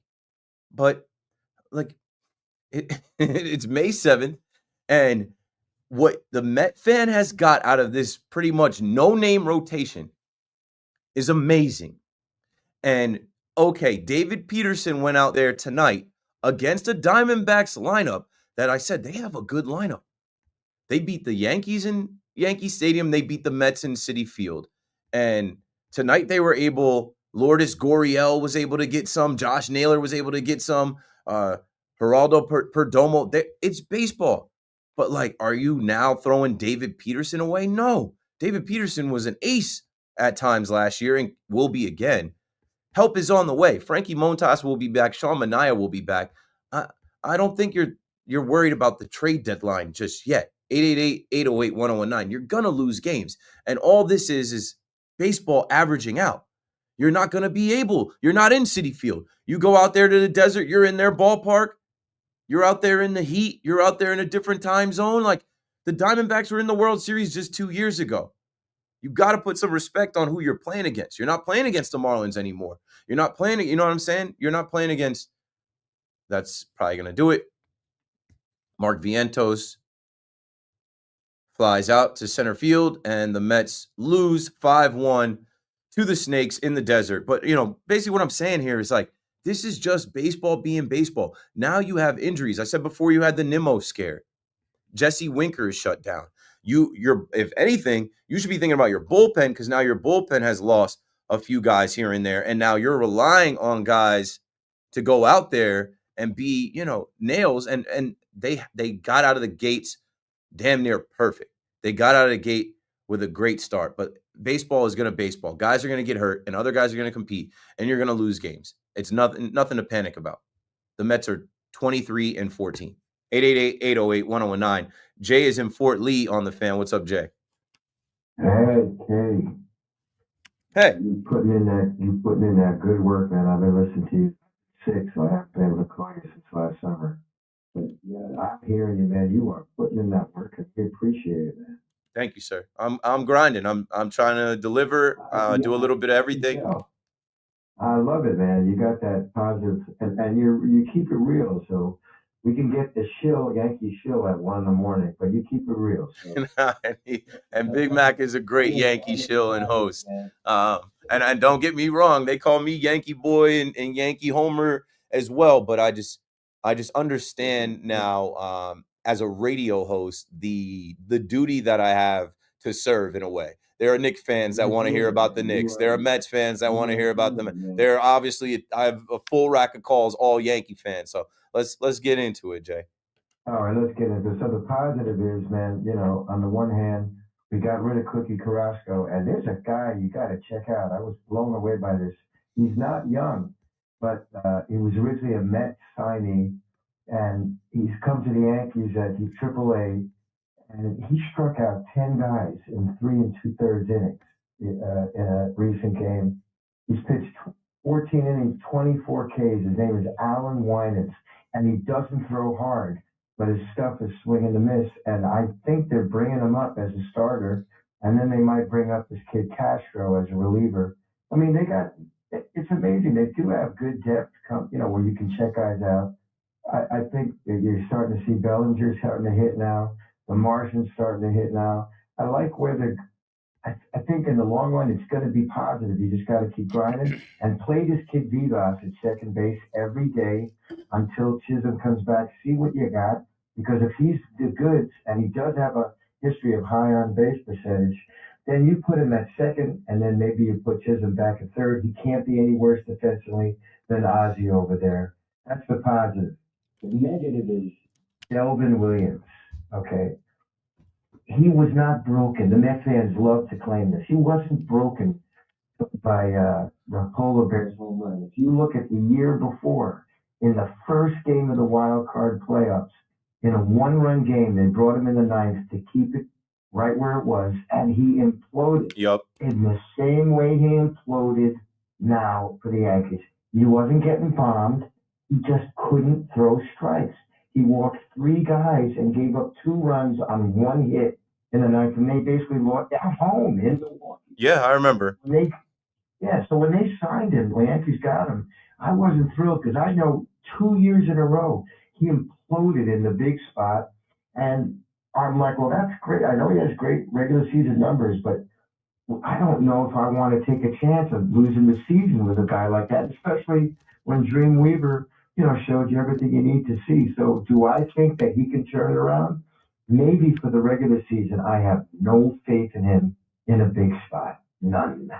Yeah, so as we're talking about the Diamondbacks, I think it was the Diamondbacks that knocked the Brewers off, and it seemed like Game 1. Yeah, and it seemed like the Brewers it was inevitable for them to fail. And Brewers fans looked at Devin Williams as the artist that, drew that picture back-to-back years And so he needed a change of scenery. That's the phrase I keep using. He was broken before. It's the pressure, man. He obviously, you come to the Bronx, first games of the season, new team, all the hype, of getting the guy. Yeah, I don't think he has the temperament for it, and that's not a knock on the guy. Go sign with the Kansas City Royals next year or something like that. It is okay. The problem with Boone. Boone is going to try to force it, and so is Cashman, to make it look like they made a great move. So Boone always learns after the disaster, not before. Yeah, but they can't. That's why I keep talking about the fans. I'm in there. The fans start moaning and groaning as soon as he's warming up. And like, he can't afford to walk a batter. If he walks 2 batters, it's like, you got to take him out. And so it's like, it's damned if you do, damned if you don't. Like, it's I hear you. like, I'm already like calling a spade a spade. Like, it's okay to be like, this dude, we went to get him. We thought he'd be great here. We thought we could work with him, fix him. It ain't working out. We got bigger fish to fry than Devin Williams figuring it out. Yeah, I hear you. Listen, I sit out. I don't get to go that often anymore because I'm sick, but I go out to 203 whenever I can go to the game. I haven't run into you yet, but I'm looking for you. But, I mean, you should hear your crew out there, man. Oh, my God. It's just killing. They're loud. The roll call has been loud. Jay, feel better, and thank you for the call and all the different little things. Like Alan Winans, I expect to see him. They DFA'd Carlos Cookie Carrasco yesterday, and I'm like, okay, is it going to be Yarborough getting some starts, or are they going to punch the Alan Wine? Shake it up. Do it, right? Still does not fix the Will Warren issue and the Devin Williams issue. To me, this guy was not a part of. That's why I leaned into this team went to the World Series last year. Luke Weaver became the guy last year. He's still on the team. He can still get it done. You have a closer. Enough. We had to live through Aroldis Chapman. We had to live through Clay Holmes' 13 blown saves until you finally, they did that stupid stuff with Clay Holmes last year. Oh, yeah, we believe in him. Oh, yeah, he's got good stuff. Oh, we just got to get him right. Yeah, we got to find spots for him until they absolutely couldn't do it anymore. Why? Because of the fans. I was on the fan calling him Pray Holmes. All we can do is pray. When he comes into the game, say a prayer. Cardiac Clay. So here we are with Devin Williams. Please stop it already. We don't need to add. He's been a net negative. We added a negative player.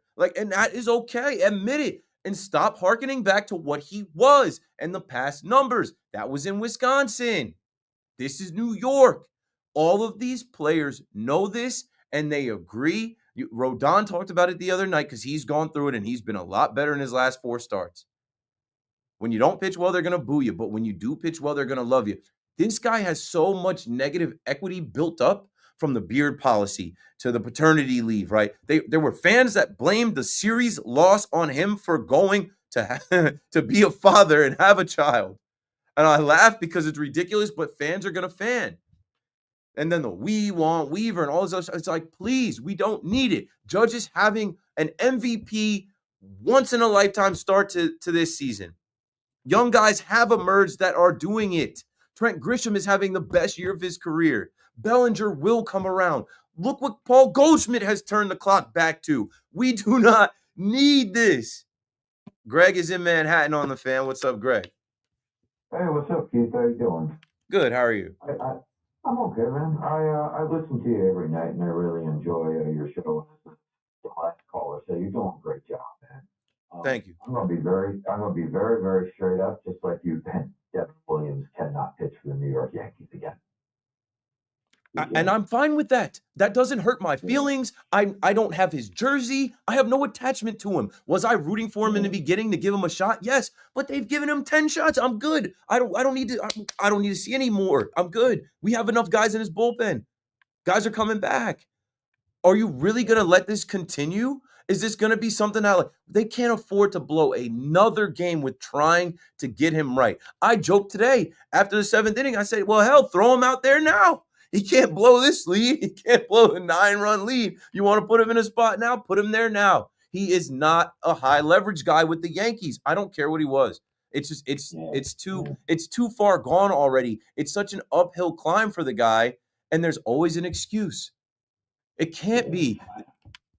I honestly would love to see him traded to San Diego because I think he'd do fantastic. I think you bring Michael King back. Yeah, they won't do that though. Sounds crazy. His value is lower. His value is lower than it's ever been. Clearly, Milwaukee was done with him. Milwaukee knew, hey, this guy in the big spot, and that's what I'm saying, Greg. This is New York.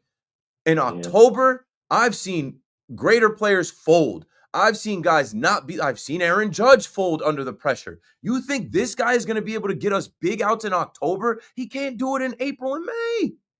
I'm not even risking that. I'm not playing that game because that's what I'm saying. By the time we get there, baseball is going to baseball. So even if he's going strong, maybe it takes him another month and he has a good June, July, August. Baseball is going to baseball, where if he gets got in October, the fans are going to say, see, you didn't learn. You forced this. We knew this guy couldn't pitch here. And it might not be that, like, he doesn't have the guts to do it. It might just be a guy like Pete Alonso puts a good swing on a pitch and it goes out of the ballpark. Let's not. Yeah. Have a good one, man. I appreciate it. Thanks for the call, Greg. And we can opt out of it because we have Luke Weaver. No? Harvey's in Dix Hills coming up on the Fan. Harvey, you're up late tonight.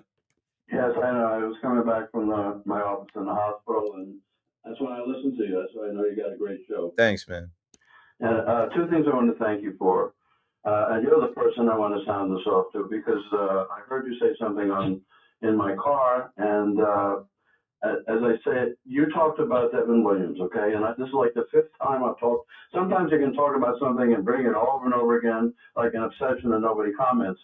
But over the last month and a half, I talked about Devin Williams, even though I'm not a Yankee fan, because when the Mets are looking for a relief pitcher, and people were talking about Devin Williams, and I read that he had a stress fracture, and you're a college quarterback. Okay, and you could probably be the one to talk to about this. And to me, I actually spoke to an orthopedist off the record. I'm a doctor in another specialty, but no, I'm not an orthopedist. And the question I have from that orthopedist, how do you pitch with a stress fracture? And I don't know the details of it, but I'm just bringing you up to suggest. And the answer, most people say he's cleared. He didn't adjust to New York. Do you have an opinion, having taken so many whacks as a college quarterback? Is it possible that this is a physical thing, not a mental thing? I feel like we're completely ignoring the physical aspect. That's why I hit that yogiism. This is the fifth time I brought it up, and not a soul until I heard you say it, mention that after my calls. Yeah. Not gonna lie, I talked to a little birdie who's I've been out there to Milwaukee, and I have a friend that's a Brewers fan, and these Brewers fans are kind of looking at us like, yeah, okay, keep doing that, keep trying to figure that one out. Now, they knew it in Milwaukee. Okay, yeah. So in my notes, I have Devin Williams suffered 2 stress fractures in his back during spring training last year. Thank you so much, Keith. He was diagnosed by a spine specialist. The injury was expected to sideline him approximately 3 months starting around March 2024, initially projected to return in late May. Williams returned to the Brewers later than that in July and was activated from the 60-day IL. Now, what if he's just not the same guy that he once was after this? And he's look at the picture, Keith. He's 1.5 average for 5 years, and now he's 11. There's got to be something physical in a pitcher like that.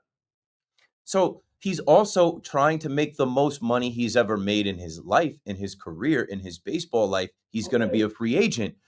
So even if he's got something that's a little off, it's not something that he's going to report. But that's why I even mentioned, I had a caller say they got to DFA him, they got to send him down to the minors. I'm like, they're not going to do that. But yes, put him on the IL.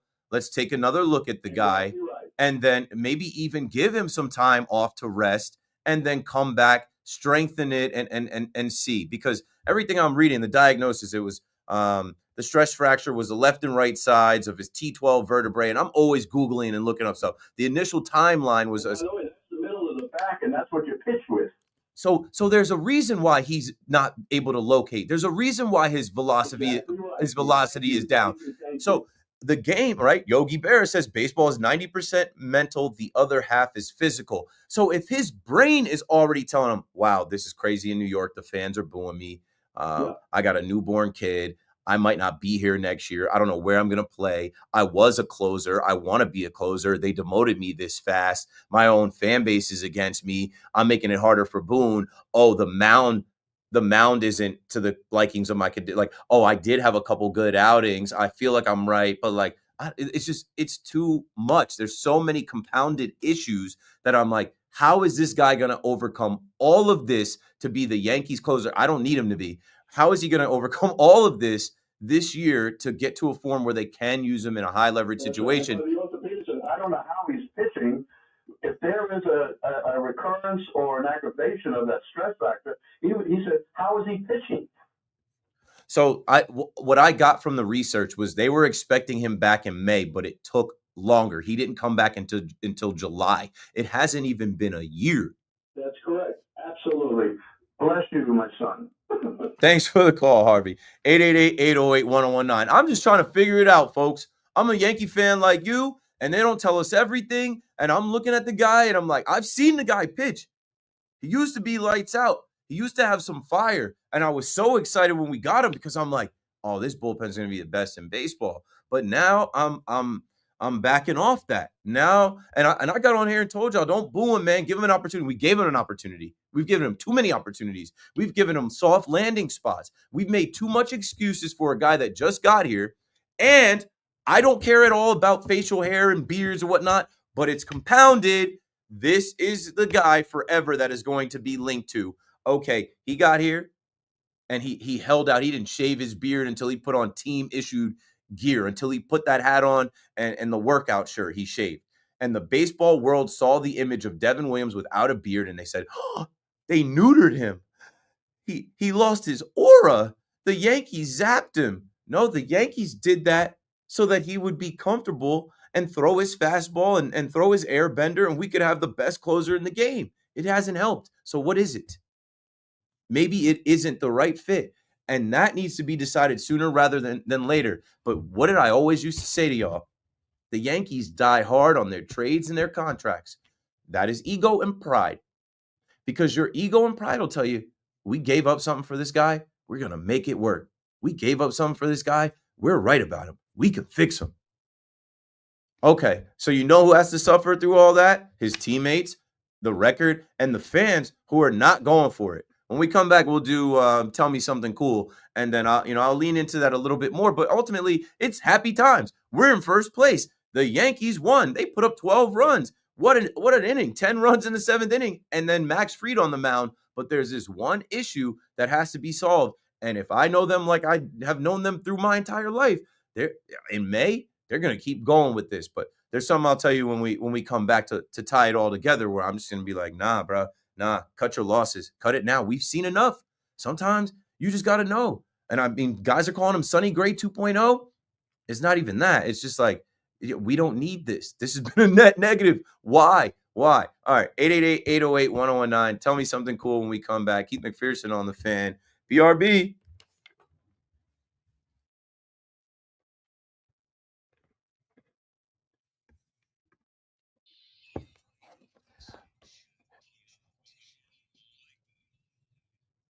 Okay.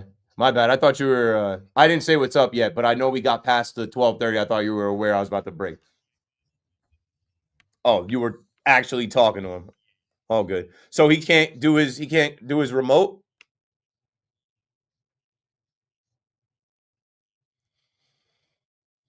So now he's going to try and drive here? And he lives like 90 minutes out. No? Well, I guess with no traffic, it's yeah, he'll get here. All right.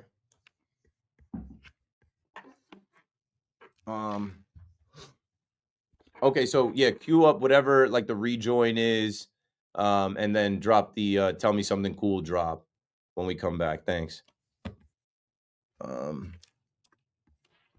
Just some clerical things here. Let's see what they're chatting about. I have not been servicing the chat. My apologies. I'm locked into the show. If you're listening to the show, you're hearing some of the callers give it up. You're hearing some of the praise, and I appreciate that. There's no bigger compliment than someone calling the live radio station and saying that you're doing a good job and just kind of giving you your flowers on air for everyone to hear. So that was solid. I think I had 3 callers in a row say like, yo, you're doing your thing, man. You're really killing it at night. I love listening to you. So yeah, that's a product of the work. That's people, listening and being like, okay, you've gotten better. I'm sharpening my sword. Okay, now I'm back to where we were. Keith missed my jersey bar. What jersey bar? Let me see. I didn't miss your jersey bar. I saw. Okay. Well, then again, this is Keith McPherson. Talk every team, every sport chat. My bad. You were talking about. Weren't you talking about? So it doesn't have the buildup and intensity. You were talking about Hoboken or something, man. I think I caught that. That was over an hour ago. So I'm over an hour back into the chat. Let's see if we can get caught up here. You see that Yankee fan steal the Judge home run ball? I did.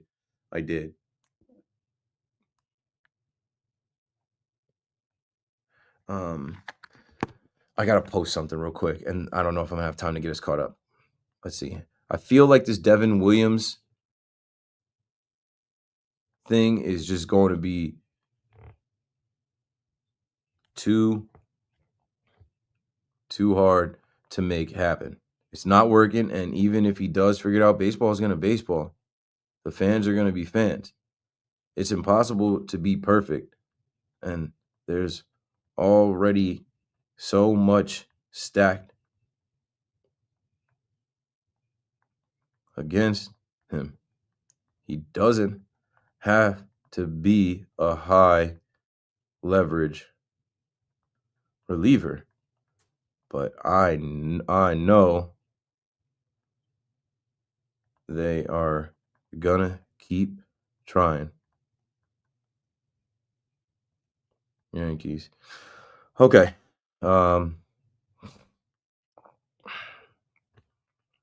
Posted on Instagram.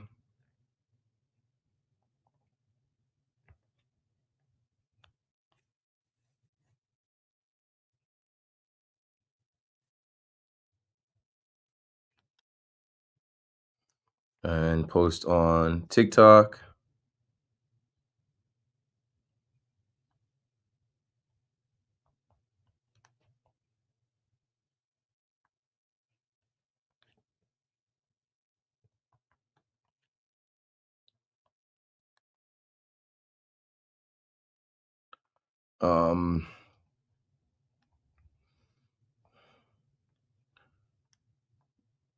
So me and Gabe back at it. Shout out to Gabe if he's still watching.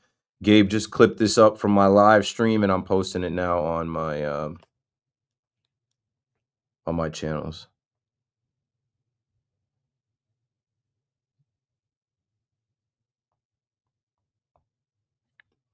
And so I got to post it across like 4 different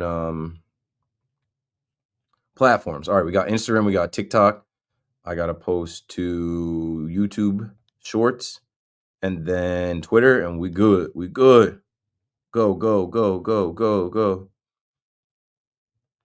Thanks for watching. Thanks for chatting. I will get to the chat in a minute. Plenty more show left to go.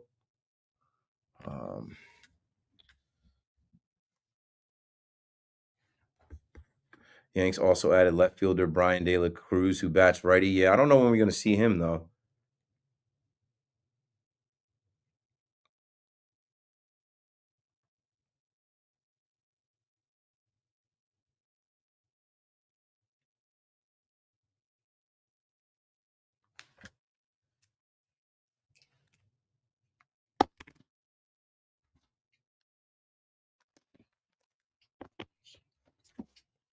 Hey, John, good to hear from you again.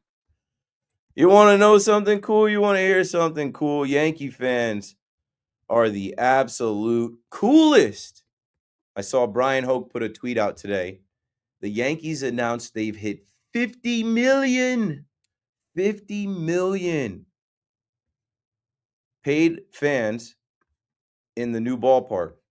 Since 2009, the Yankees have now surpassed 50 million in paid attendance for regular season games at the current Yankee Stadium. Thank you, fans. And then last night's attendance was 38,090.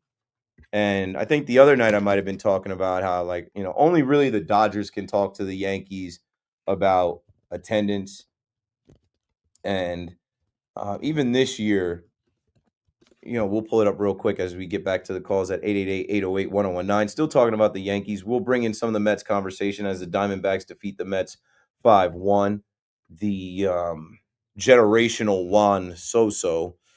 I mean, depends on the night, man. 0 for 3, but he got his walks.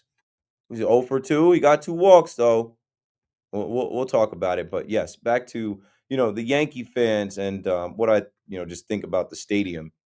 I've always told people, like, when I first started working in the city, growing up in the Shore area, it was such a trek to get to the stadium. And when I was a kid, we didn't have any money, and I really wasn't around anyone that was like into the Yankees like I was to take me. I had some friends whose dads went, but like I just never went as a kid.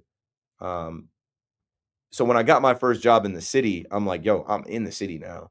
I'm going to these games. Like I can't, like, I already commuted to the city, and now the train ride is 30 minutes to get to the Bronx. I'm in there.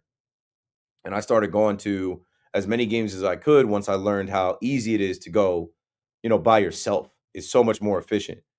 If you know, like trying to go with a group and somebody having the tickets on their phone or transferring tickets or meeting up or who wants to drive or who wants to take the bus or the train or who wants to pregame here or who's got to stop and get this and that. Nah. And I mean, Yankee Stadium being where it is, it just pulls in a ton of people. The World Series was the most I ever saw people out there. And it's just a built brand. We are so addicted, clearly, to going to that stadium, and it's the best place to hang out. I've been to a lot of places. I was just saying, Friday night in the Boogie Down Bronx. I'm like, where else in the city? Maybe in Brooklyn if you ride out, but not in Manhattan. I'm like, where else in the city is it jumping like this at 10 p.m.? This many people partying outside, this many bars and clubs packed, this many people enjoying the weather. And it's evident 50 million paid customers in Yankee Stadium and loyal, diehard Yankee fans that spend their hard-earned money. And a lot of us, like me, I mean, when I first started working at MTV, I was making $36,000 a year. I wasn't even staff. I was project-based. But I didn't care because I was sitting at my desk every day playing the resale market, waiting for a ticket to drop under $20, before fees. And once I could claim that, I'm in there. And then once I'm in there, I'm everywhere. You don't know where I might pop up. So I love going to the stadium, and I love running into my like Yankee family at the stadium. Some people that I literally only see at the stadium. A lot of people that I used to see at the stadium that didn't know my occupation. I was a social media manager. Um, and then as things progressed and I became a radio host, like, yo, I didn't even know you went to school for real. I'm like, we never talked about it. Back then we were talking about Jacoby Ellsbury or Chris Carter or, whoever it might be. And fast forward to now, there's plenty to talk about with Devin Williams. And I'm telling you, these fans aren't going for it. And the Yankees are not dumb. They know. They hear the fans. They see. Like, who was it that they didn't put out? Oh, Aaron Hicks a couple years ago did not start on opening day in left field because they knew the fans were going to boo him. They put Cabrera out there. I think even Josh Donaldson a couple years back didn't get the start at third base, and Oswaldo got because it's just like, you don't want to start the season off with those intros and the fans boo. And I was in there on Derek Jeter night when the fans booed Hal Steinbrenner. So this Devin Williams situation has gotten to the point where he's got to be perfect, and nobody can be perfect in baseball. I don't know exactly what they do with him here. Only pitch him on the road, only pitch him where he can't blow the game. But then it's just, you're getting so far away from the player you acquired and the player that he used to be. And the further you go away from that, then like there's literally no coming back. And I'm okay with that because Nestor Cortez is on the 60-day IL. Nestor was shot. Nestor was done. He wouldn't be pitching in this rotation now. He showed up here at Yankee Stadium for an all-time game on that Saturday with 20 runs and 9 homers. And Caleb Durbin was a good little prospect. We got enough of these prospects, and we've got enough guys to play in the infield. Here's Yorbit Vivas at second base. So ultimately, you didn't give up too much for Devin Williams, And it's okay to admit, hey, we tried some and it didn't work. That's life. You're going to throw stuff at the wall. It's not going to work. You know, I've had a ton of ideas and things I tried in my life that I thought were going to be successful and work. They didn't work. And you, after a while, you cut your losses and you focus on the bigger picture. And the bigger picture with all these pitchers that the Yankees have is that they have enough to have a good bullpen, a dominant bullpen. And they have the best player, the most dominant player in the game.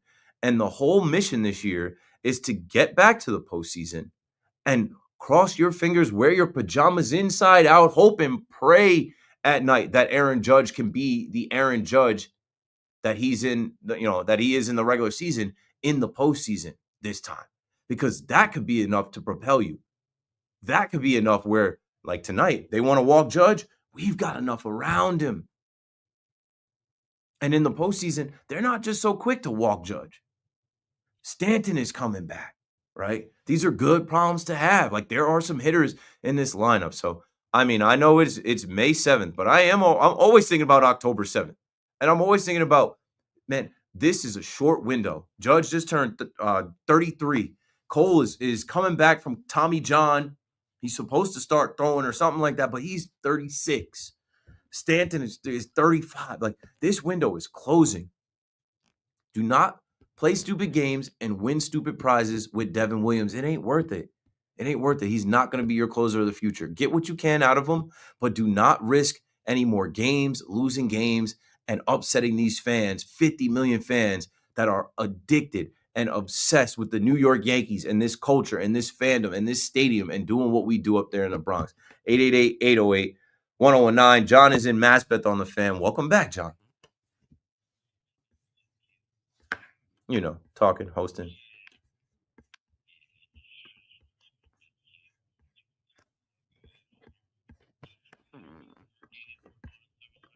Yeah, he'll come around though. He'll come around. He's waiting for the Subway Series. 0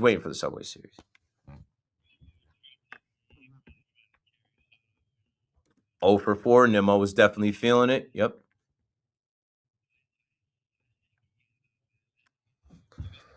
The team fight back for once, had a little playoff feel to it. You know, it's just was refreshing to finally have a good win. You know, something late win. Good enough from Clark, and like you said, fighting back. Okay, after that inning where they scored 2, we answer right back. Judge with a short porcher. Yeah. How about that guy, man? I know you go to the stadium. Like, how about the guy that dropped the ball? A grown man in the front row brings his glove, drops the ball, celebrating, and then the other guy. That's an Aaron Judge ball. I'm keeping that. Bro, I was saying online, better than me. I would have been out of there. I would have been like, excuse me, going to the bathroom. I'm putting that ball in my pocket, and you're gonna have to come and get it. You know? Yeah, that is his 12th home run to lead baseball, or tied for the lead. And with the historic start to his season, and he's probably gonna win the MVP again. And we don't know what it's gonna be. Like, that's a baseball that I'm not handing that. I'm not willingly handing that to someone that caught it and lost it because they were too happy about it. I'm gone. Listen, that ball's just as much as yours. It wasn't even really his, you know? He didn't have full control of it, it even seemed like. That's how it works in this stadium. Devin Williams, though, man. Listen, you know, I had that right. You know, it's he's got to go. You know, it's either he's got to go or he's got to take a seat back and just they got to figure something out with him, or he's got to go.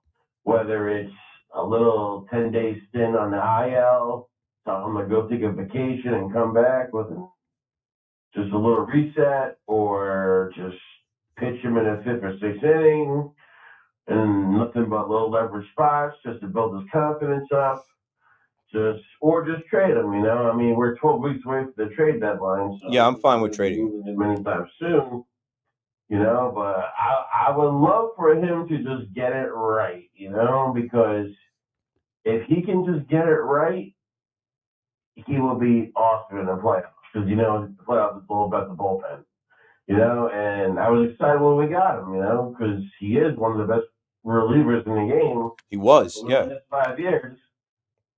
We know what he is, what he's been in the past, and I don't want him to be the next Sonny Gray, but it's looking like that. He needs to figure it out. They need to figure it out, whether it's a little time away for 10 days or just pitching in low leverage spots. But Boone cannot be putting him in the game when the game is within reach of the other team. No 1, 2, 3 run games, none of that. It's got to be, fifth inning games. We're up or down 5 or 6 runs. Like tonight would have been a chance to put him out there in the 9th inning. I'm not even pitching him with a lead, John. Thanks for the call. Like, I'm dead ass. I'm not pitching him with a lead. He's been put in spots with a 4-run lead and blown it. A 3-run lead and like can't get guys out. When I watch him pitch, it is too much of a journey. He can't throw strikes. I'd rather you throw the strikes in the zone and let's see if they can hit the ball out. There's a defense behind you, right? That's another thing. The defense is supposed to be part of the philosophy change. The pitching is supposed to be part of the philosophy change. You blew saves with Clay Holmes last year, and now you're willing to let Devin Williams continue. And I know he's not even blowing saves. He's just blowing it. He just can't get outs. Or he's running into bad luck. But, like, I'm out of excuses. I can't. This being a storyline through the month of May, the same way it's been through the month of April, to me is stupid. We don't need it. It doesn't need to be. I don't care about the money you pay him. The Yankees have lit a ton of money on fire. And he's not the first guy. Joey Gallo couldn't do it here. You traded for Joey Gallo, couldn't get it done here. I mentioned Chris Carter joking around, like we used to talk about Chris. Chris Carter came here, I think, after Chris Carter was in Milwaukee, right? Wasn't Chris Carter in Milwaukee and hit like 40 bombs? I think he hit like 40 bombs. I remember being at the stadium that year and being like, yo, this guy owes us so many home runs. Yes, the year before, he was in Milwaukee, and when he came to the Yankees, I'm thinking this guy is going to he had 41 homers. He had 8 homers with the Yankees. And I used to joke and go to those games like, this guy owes me a homer today. He owes me 2 homers today. It's okay to admit some people can't do it. Some of the best in the world come here, and they can't live here. They can't work here. They can't survive here. You know how many transplants come to New York, and they don't understand the way of life. They can't. Like, that is okay. It ain't for everybody. It's not for everybody. Like, and you have to identify that and just let it be that. And that's okay, especially in sports. Bruce is in Flushing on the Fan. What's up, Bruce? Yankees, Williams, and about the game last night. I mean, the game on Monday night. I brought this up before. I think we need starting pitching. And I got the perfect candidate for starting pitching. Hey, John Walker. I'm going to give you his stats, and you tell me what you think of it. ERA. Oh, well, Bruce dropped. But, like, I mean, I can pull up Taijuan Walker's stats. I'm familiar with Taijuan Walker. Mets fans are familiar with Taijuan Walker. But what I said, I think, when we went over this last time, Bruce, and feel free to call back, 888-808-1019. We're going to start talking about the Mets in a little bit here. It'll be Kodai Senga versus Merrill Kelly later today. You need a big performance out of Kodai Senga, and you can definitely rock Merrill Kelly. So feel good about taking this series in Arizona, and the Mets have to take this series in Arizona because you're about to go back home and face the Cubs. And I know that the Mets have played good in Citi Field, great in Citi Field, but the Cubs are awesome. Like, the Cubs are really good. They're really good. They're 22-14. You know they have Kyle Tucker. You know they have Pete Crow Armstrong. You guys are familiar with Pete Crow Armstrong. Dansby Swanson, Seiya Suzuki. Like, and their brand of baseball that they play, like, they just get it done. Tonight they lost in extra innings, and I'm just saying, you don't want to, if you're the Mets, you don't want to come off of losing to the Diamondbacks at home, losing that series, and then the weather played a factor in the St. Louis Cardinals series, where a doubleheader, you lose both of those games, so you lose that series. With Merrill Kelly on the mound, with this Mets lineup, and I don't know, Nimmo might not go tomorrow, whatever. or today at 3:40 today. Like the Mets need this one. You can't drop 3 series in a row because then the panic is going to start to set in. And even the split with the Nationals, like it's just going to, the noise gets a lot louder and people start to question things. And the skeptics, right? Juan Soto, right? You know where I'm going with this, right? Like if you lose this series and then the Cubs can definitely come in and beat you at home, even though there's some good giveaways. You got the Clay Holmes hockey jersey giveaway on Friday the 9th, and then you got Edwin Diaz bobblehead on the 10th, like, and a clutch purse on the 11th. And then you get the Pirates, who, I mean, not for nothing, the Pirates, it depends on the day with them, but leading into that Subway Series, the Mets have to win their series and feel good about themselves going to face the Yankees. I think they're better than the Yankees. I think they have the advantage against the Yankees, but all bets are off in a Subway Series, specifically in the Bronx. And I told y'all this since Juan Soto got signed. The Yankees will not put together a punt lineup against the Mets, and the Yankee players are going to play up. And the Yankees are about to make some moves here right now to change up this team. Like they are going to play these 3 games in the Bronx against the Mets and take them a little more personal. 888-808-1019. So we'll get into the Mets conversation a little bit. Here's Bruce. Bruce came back. We'll continue talking about the option of trading for Taijuan Walker from the Phillies. But what I said, Bruce, is the Yankees didn't sniff him when he was a free agent, when he was able to be had for just some money. But right now, things are different. Number one, you have the Williams problem. Number two, you need starting pitching. And even though the guy, the caller brought up, Wayman's, whatever his name is, he's still questionable. Taijuan Walker is a proven guy. This year, his ERA is 2.54 in 28 innings, 25 hits, 22 strikeouts. But maybe he's not like in his old days. I don't know, but his stats are reasonable. And Philly has nobody in that bullpen. And you bring in him with his resume and Philly's need for that bullpen. At the moment he's making $18 million a year. So if you take off the $8 million that you trade for Williams, that gets it down to 10. You have Philly pick up a few million, that's $3 or $4 million, so you're only paying $4 or $5 million. They can't continue with this starting rotation. They got rid of Carrasco. Warren is a question mark. Walker is a legitimate 4 or 5 starter on a good team. Hey, I hear you, Bruce. The only thing is Brian Cashman is just not making a move right now, in my opinion, for a starter to go. Like they will make these little moves. You might see Alan Winans.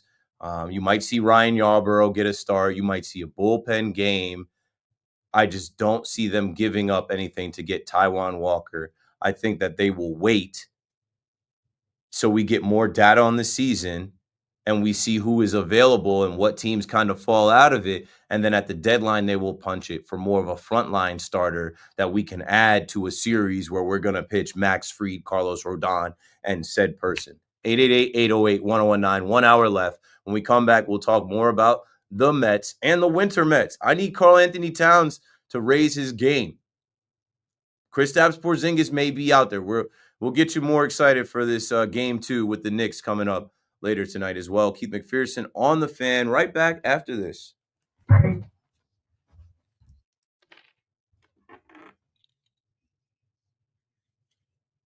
Okay, chat. We'll be with you in 1 second, but I got to post to my Instagram. Instagram, I think I posted. Twitter, I think I posted. I got to post on YouTube Shorts and Twitter, actually. TikTok, I posted. Okay, this Devin Williams thing is just not working. And even if he does figure it out, baseball is going to baseball. It's impossible to be perfect. Let me see. Always YouTube Shorts, you always got to write such a short caption. This Devin Williams thing is not working.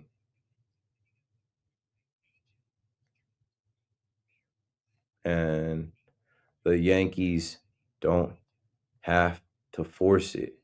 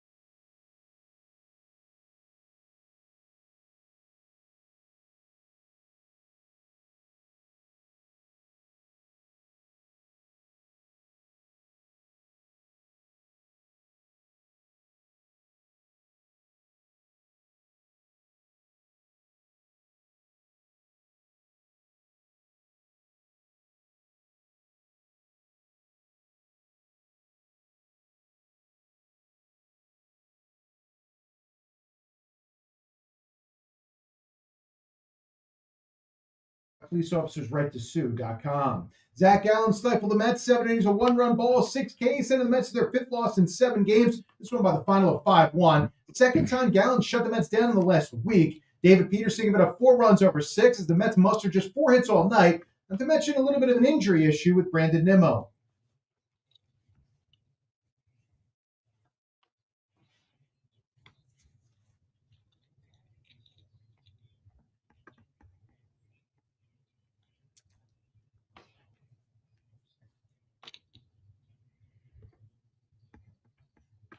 Meanwhile, for the first time since 2015, the Yankees a 10 spot as Austin Wells drove in half those runs in the 7th, highlighted by a grand slam as the Yankees overwhelmed the Padres 12-3. Aaron Judge went deep, Ben Rice knocked in a pair. Clark Schmidt didn't factor, but gave up 2 runs over 6 as the Bombers put to bed a 3-game losing streak.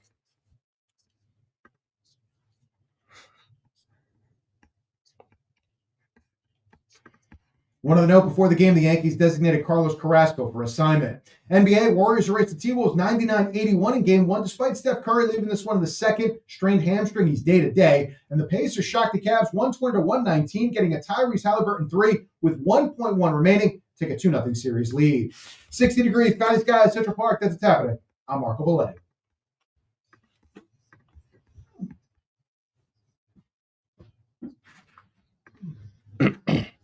The Yankees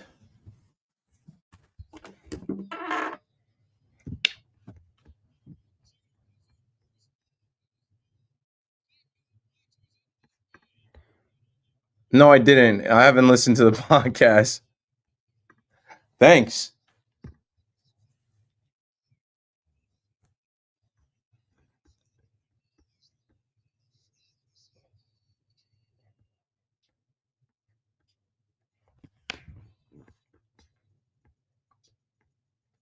What? Now, after you back it up, then stop. Cash Money Records taking over for the 99 and the 2000. All right, sports. Yeah, let's do the sports talk. 888-808-1019. Keith McPherson on the fan for the next 50 minutes. Go New York, go New York, go. No, I'm not a Knicks fan, but I'm a basketball fan. My pop's a Knicks fan. My uncle's a Knicks fan. My cousins are Knicks fans. I know a lot of Knicks fans. There's a lot of Knicks fans in this WFAN. There's a lot of Knicks fans that I interact with on a daily, weekly basis. And I haven't seen them look the way they've looked in the last 48 hours. You feel me? Like, this is euphoric. This is a different high. This is a battery in the Knicks fans' back that I didn't expect them to get. Good. Belief is needed. Continue. We don't know what is going to happen. The Celtics don't know what is going to happen. But you're going to get their best shot. You're going to get the Celtics' best shot. 888-808-1019. Let's start talking about the Knicks a little bit. Yankee fans on the line, we'll get to you as well. But, like, man, as exciting as that game was to watch, and, you know, I hate the Celtics. You know, I'd never dress up in a leprechaun outfit to troll Knicks fans. And even as a Net fan, I've been pretty honest with you. Like, when I first came to WFAN as a Net fan, I knew I was punching up. And the Nets were decent. But ultimately, they didn't win anything. And now they suck. And it's like they're not in the conversation. But, you know, for me to be in New York with the Knicks being good, I know how rare this is. I know how terrible the Knicks have been. And, like, this team, they didn't seem to have the chemistry in the regular season. And then obviously there were injuries or whatever. But, like, it seems like their chemistry is building now through the tougher moments, through the playoffs, through the actual battles, forged through fire, iron sharpens iron. You know what I'm saying? So it's like, it's them against the world, but they have a world of Knicks fans behind them. And it seems like the world always hates on the Knicks, right? It seems like the world hates on New York, and there's always an angle of like, they feel like the Knicks fan is always so much bigger than the Knicks team and performance. But this Knicks team is embodying the fans. This Knicks team is a team that's looking like they could actually back this up. This is a huge game too, and the start of this game is going to tell you everything.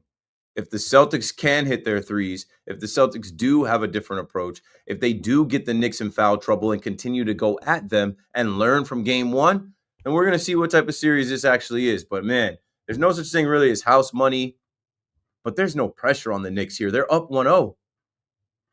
They can't wait to get back to the Garden. You kidding me? The Garden, like, this isn't going to be the Garden when you have the Miami Heat in town. This isn't going to be the Garden when you have the Pacers in town or Atlanta Hawks in town. This is the Boston Celtics. I told y'all leading up to this series, there are Celtics fans among us. They live in the city, and they'll make the trip down. And after Knicks fans took over their building in game one, I expect more Knicks fans to take over their building in game two. And this is going to be a back and forth. It's New York and Boston. Giants, Patriots. Yankees, Red Sox. Knicks, Celtics. Limo driver Ed in Eastern PA on the fan in New York. You got it. Good morning, my brother. Hey, that's one of the things, like you just said, is with the 3 points. I mean, Boston shot so many of them. Listen, normally they hit those shots and the Knicks would have lost by 30 points. All right. But I got to give it to them. They just these, for the past 2 games, I'm wrong about them. That first time when they won and, beat Detroit, and I'm saying to myself, okay, let's see what happens. So now I'm on my way home and I'm listening to Cleveland lose. Now they said that Donovan, Mitchell, that he was on the bench for like 12 minutes. And then the coach comes out and says after the game, they're tired. And I'm saying they're tired. They had all this time off. Now, Tibbs, he runs his team. But people don't understand one thing is maybe that is not too bad. Maybe he doesn't drain them out, They're conditioned. Go on. Yes, they are. Yes, they are. Now, here's Cleveland that's been off. How can they be tired? Oh, I know why they're tired. Because they're down 3 starters, and there are guys that are playing minutes that they don't play that many minutes. They're not expected to be out there running up and down the court for 30. They're asking Dean Wade to give them 30 minutes. They're asking Ty Jerome to give them 28 minutes, Max Strus 39 minutes, Jared Allen 38, and Donovan Mitchell 36. And Donovan Mitchell tried to put the team on his back, but ultimately, if you are tapping into your depth and your backup that didn't play all year like that, and now in a heightened environment, in a heightened moment, they're already down 1-0. They got at the end of that game. The Pacers went on a run at the end of that game. Curtains up 2-0. How are they coming back from that unless Darius Garland, Evan Mobley, and DeAndre Hunter miraculously get healthy? Yeah, Halliburton is. Hey, listen, they said that Halliburton doesn't get, praised like he should be. I'm so tired of this with Halliburton. We know he was on. We know he's good. He was an all-star. He was on Team USA. He's not underrated. Everybody knows who he is. I guess Wally Zerbiak and the disrespect from a few years back that just like we just always keep hearing this about. I know who he is. We know who he is. We give him his credit, and that was cold as hell. That step back to call game was crazy. Too bad his pops couldn't come and see it because he wanted to go toe-to-toe with Giannis.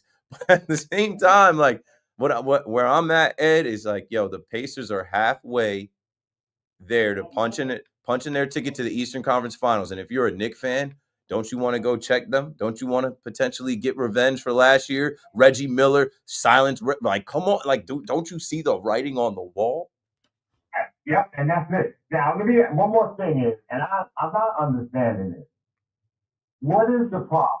Mr. Rock, why don't these guys, when they're off on the off season, why don't they practice their foul shots? Man, it makes millions. He does. He's not built like that. He's not a player that can shoot like that. And then in the moment, Ed, we think it's easy. Like most of us regular humans couldn't, with a full crowd in the world watching, go there and drain them 2 foul shots. We get 10 attempts and miss all 10. I know, man, but it's just that I listen. There's got to be a way that you can practice. I bet he's practiced, and if they had practice yesterday, I bet he's practiced. But practice, if when you're in the moment, it's not the same. Yeah. It's not the same, and you got to have a couple bounces and rhythm and form. But man, you're sweating and you're tired, and you know the game is on the line. He knows they're about to go hack a Mitch. He's no stranger to that. He knows it's coming. Yeah, he definitely does. But all right, my brother. I'm so tired now. I've been running so much since Tuesday. Newark Airport's a joke. I done lost money. I'm picking up people left and right. So I just got home. I just came from New York. It's crazy, man. Well, get you some rest, man. Thanks for the call. Got a big day tomorrow with the sports in New York. Appreciate the call. And yeah, Newark Airport, I'm staying away. I don't have any trips booked or planned. The things coming out of Newark Airport, they're telling you to stay away. And I feel bad for anybody that's been inconvenienced with the delays and the wait time. And they're saying it's not safe to land in Newark. Just some of the stuff I'm catching on social media. I'm like, well, I'm not going anywhere anytime soon. I'm locked in. What's Tommy always say? Don't make any vacation plans or something in October. I'm not making any vacation plans for right now. I want to go to the All-Star game in the A. I want to go to Atlanta in July. But by then, we should be good. 888-808-1019. Moose is in Jamaica. What's up, Moose? Yeah, what do you do, Keith? What up, man? Hell, I went to the game today, but first, how about them Knicks? Yeah, how about those Knicks? Still underdogs, 10.5-point underdogs. That went up 2 points. So the world is expecting the Celtics to come out and say, we're the defending champs and we can shoot threes. I say that like everything, you know, like based on the regular season stats, like I said, the prediction, Vegas, the odds making makes sense why they say Celtics in 5. But I say the playoff animal, the Knicks not being injured, Boston being a little banged up, and just big time players to the Knicks showing up because they just have undeniable will. We're not going down this side. The only way they can win is in 6.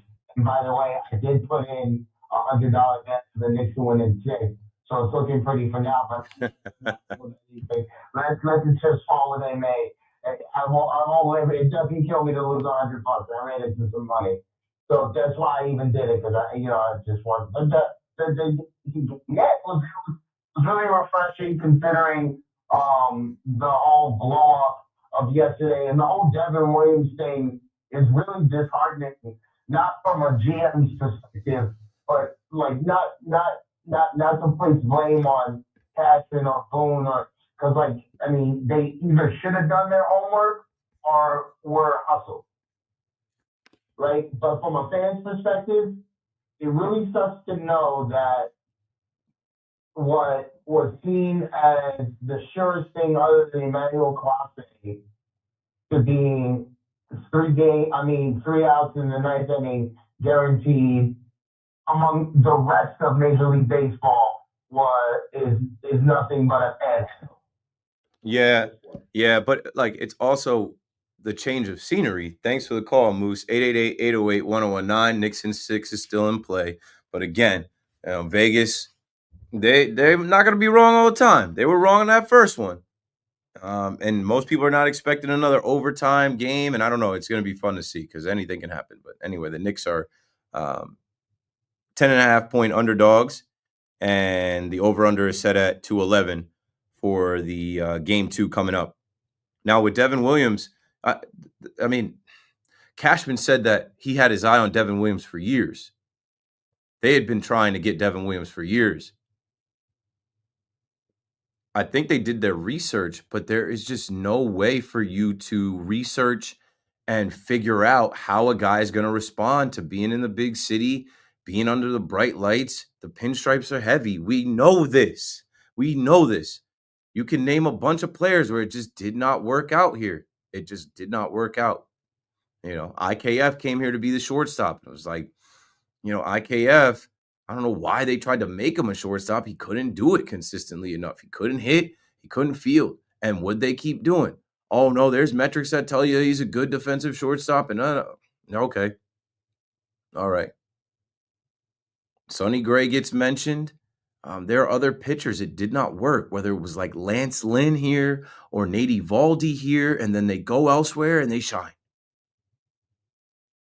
The Texas Rangers won the World Series, and they all took pictures together. Nate Eovaldi, Aroldis Chapman, Jordan Montgomery, Andrew Heaney. Am I forgetting somebody? It was all like, ha, look at us. We can pitch in Texas so good that we got a ring before the Yankees end their drought. It just is what it is. Call a spade a spade. You know that. Aaron Judge can play in New York at an all-time ridiculous level. Aaron Judge was made for it. Everybody's not. Juan Soto, no problem. Like, Juan Soto's having a tougher time on the other side of New York. Who would have thought about that? That's where the pressure's supposed to be off, right? Clay Holmes can be a starter for the New York Mets. He couldn't come out of bullpen and pitch for the Yankees. He couldn't close games for the Yankees. It's supposed to be, the Mets take Yankee players because, all right, if you could play for the A team, you could play for the B team. 888-808-1019. Tony's in Montreal, back on the fan. What's up, Tony? How you doing, Keith? It's great to talk to you again. Talking about success in New York and playing for the A team or B team, I just quickly did some stats. Alonso's looking at a season, if you extrapolate, he's looking at 40 home runs, 155 RBI. You're looking at Judge, he's looking at somewhere in the range of 100 RBIs and 49 home runs. And obviously his batting average is ridiculous, 400. He's hitting 412. And, Alonso's hitting, I believe, 349. And then everyone's talking about Soto, et cetera, and he said he had a clip of 254, 60 RBI and 21 home runs. And people saying give him time, but it's a quarter of the season, or let's say 20% of the season is gone. If you're looking at 600 at bats, so what is it? What is it like? He turned his back on Alonso when he drove him home the other night, and I mentioned that to one of your colleagues on the radio. He saw, Tony, you're making a big deal about the smiling and being friendly to his teammates. I'm not. Keith, if you didn't pat me on the back in a football field after I did something good, or if I didn't pat you on the back, I might start thinking different about you.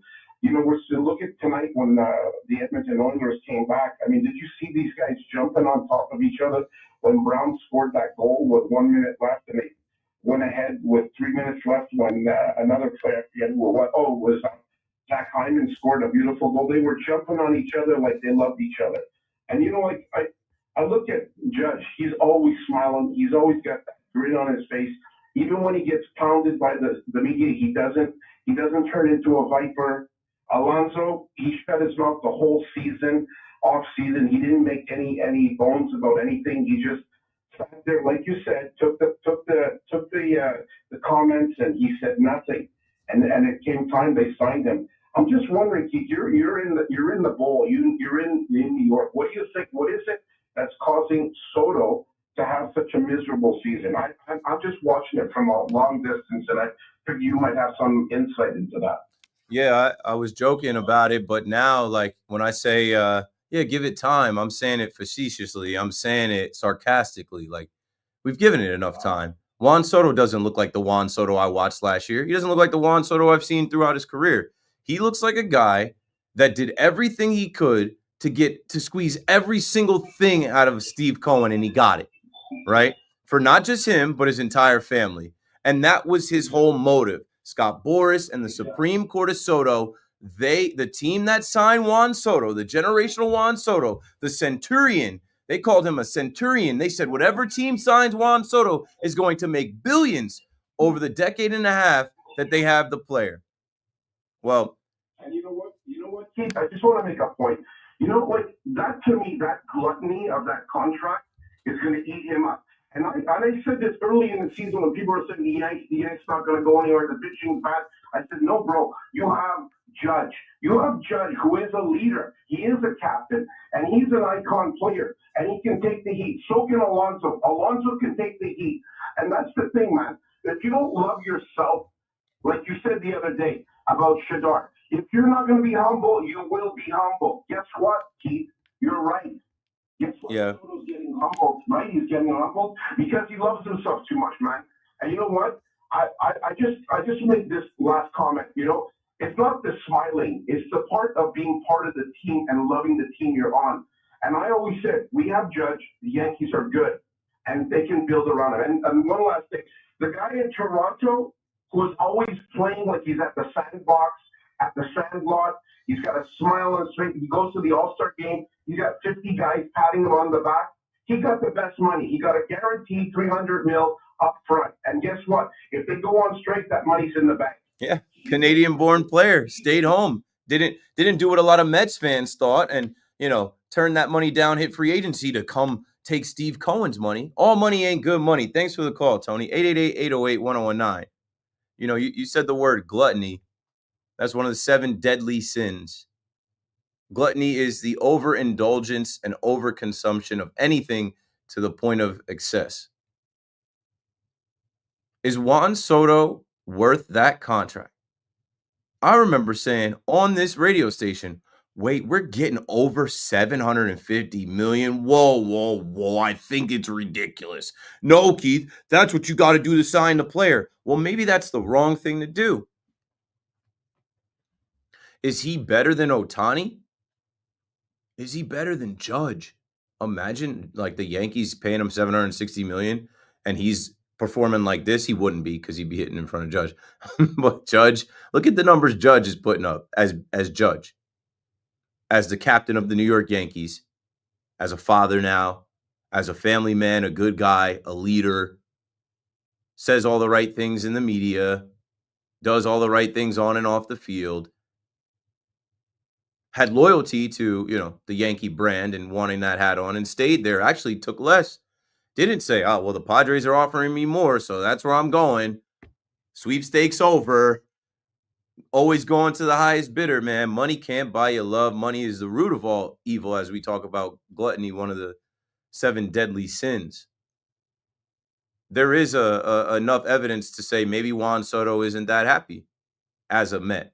There is enough evidence to say that he's pressing. His life is completely changed. The money that he's making is different. His teammates are different. The environment, right? I joked. I was like, well, I'll even flip it. I won't even make the joke that I was making about, guys, when you meet the girl that you saw on Tinder or Instagram or whatever dating apps you guys use now, and all her pictures look a certain type of way, and then you get around her and you meet her in real life, and she goes from being a 10 on your phone to a 4.5.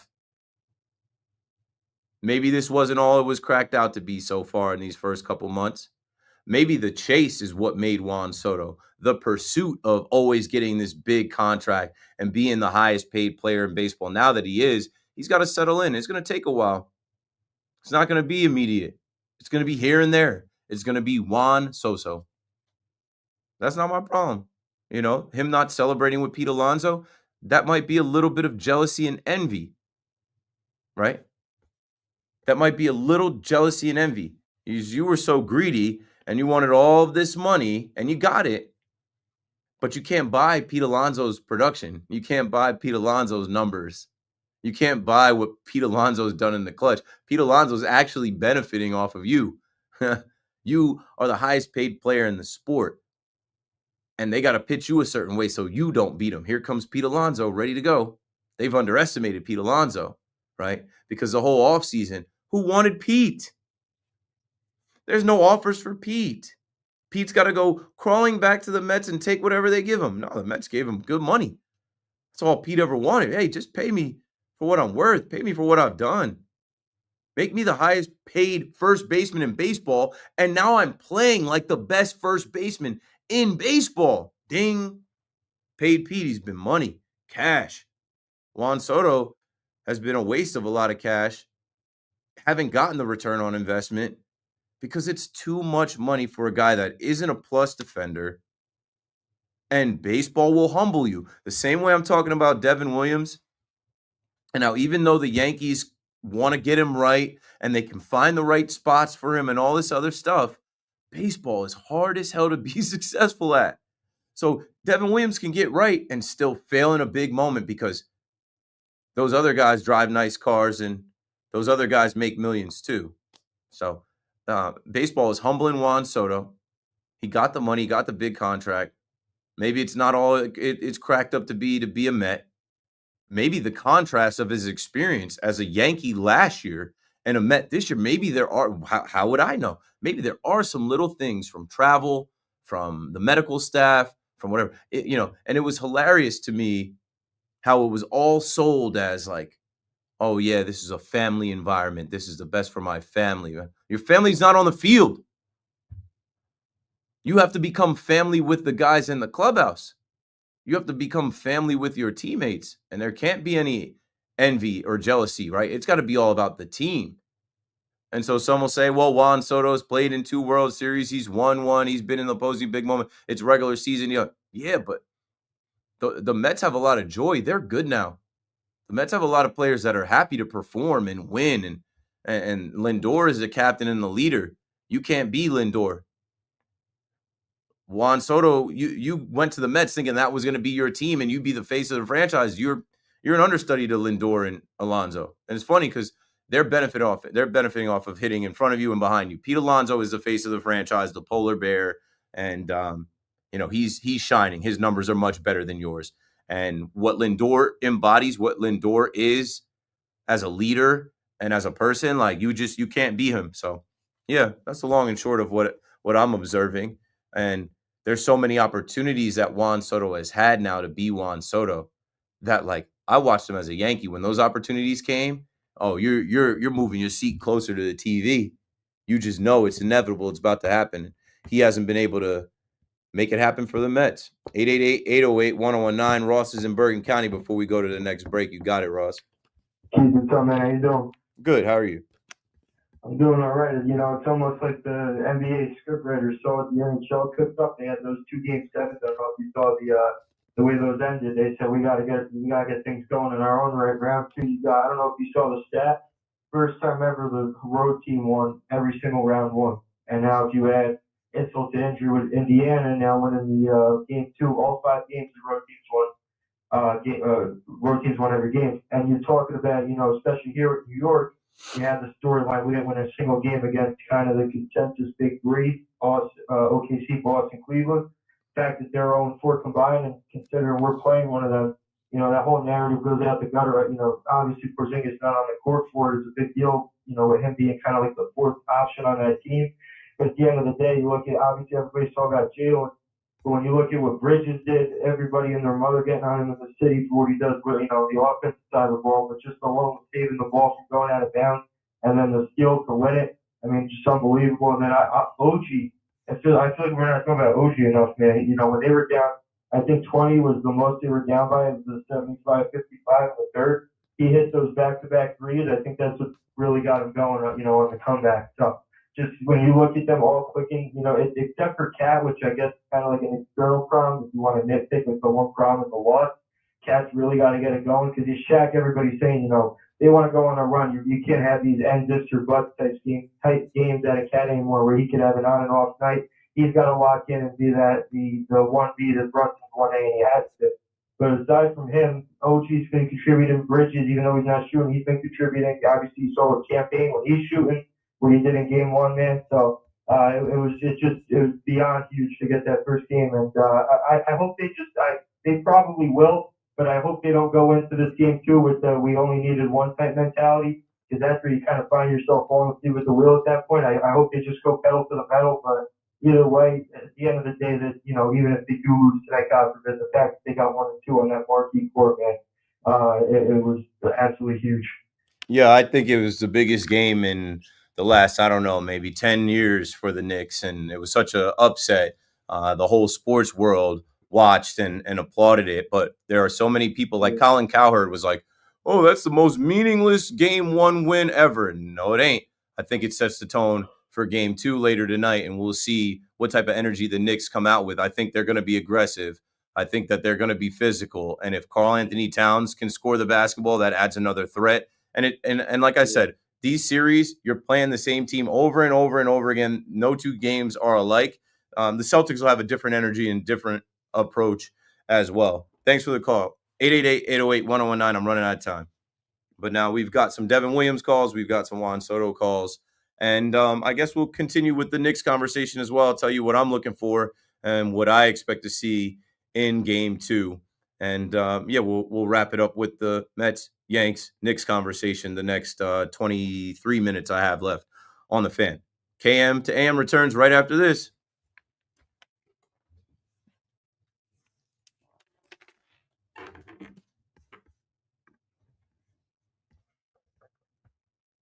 Like, not for nothing, yo. This first month and change of the season, with the Yankees not having Juan Soto and having Max Fried, and Max Fried being excellent and Juan Soto being average, great. Let's see.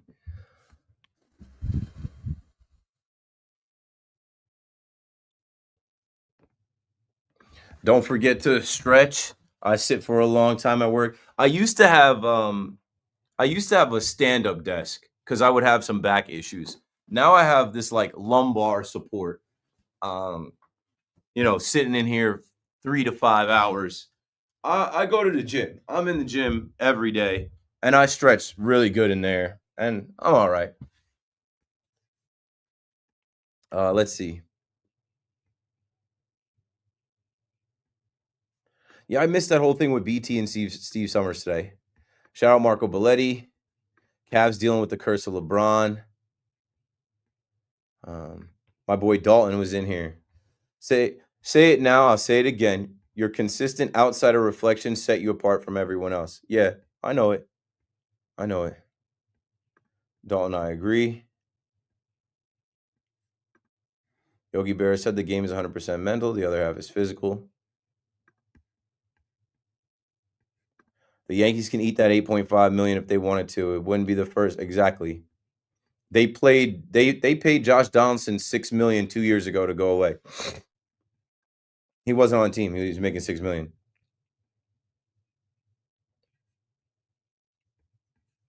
Push-up check? Not today. Today was leg day. You're a voice of the Yankees, bro, just like Dave, Sims, and Susan and John. I'm blessed. I'm extremely blessed. I'm not an announcer, but like my history and trajectory in the Yankees universe is rare. I understand that like the things that I've been able to do give me a voice.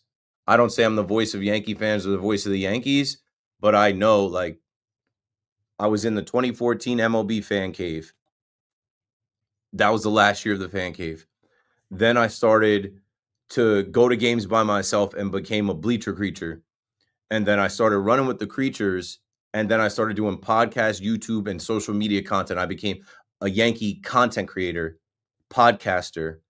And then I was able to get on the radio. Now I'm in my 4th season of being a Yankee fan on the Fan, specifically after the Yankee post games. It's a blessed run that I've been on.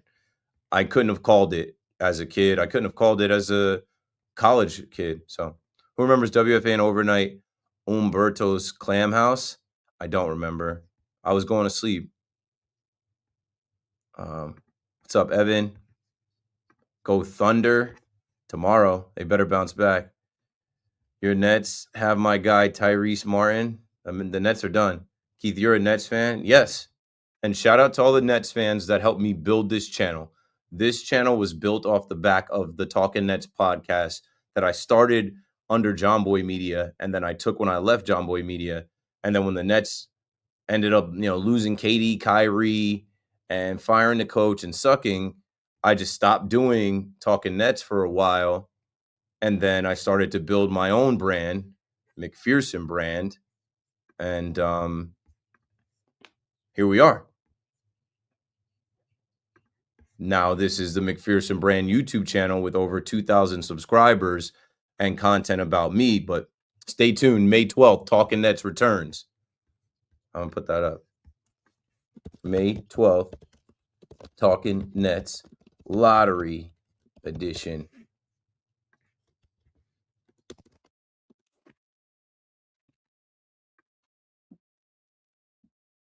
I had such a great run with the Talkin' Nets fans and supporters and listeners and people in the chat. We would do that podcast.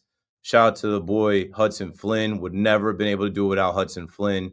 Also, Alex Azarm, Robin Lundberg, and so many other Nets content creators and podcasters that joined me. Reporters. We had a good run while the Nets were good. And what I said as we kind of parted was this Nets world will be rebuilt. And when the Nets world is rebuilt, I'll be back. I love the behind the scenes. Yeah. You're a breath of fresh air, bro, and the future's going to be a lot. Thank you.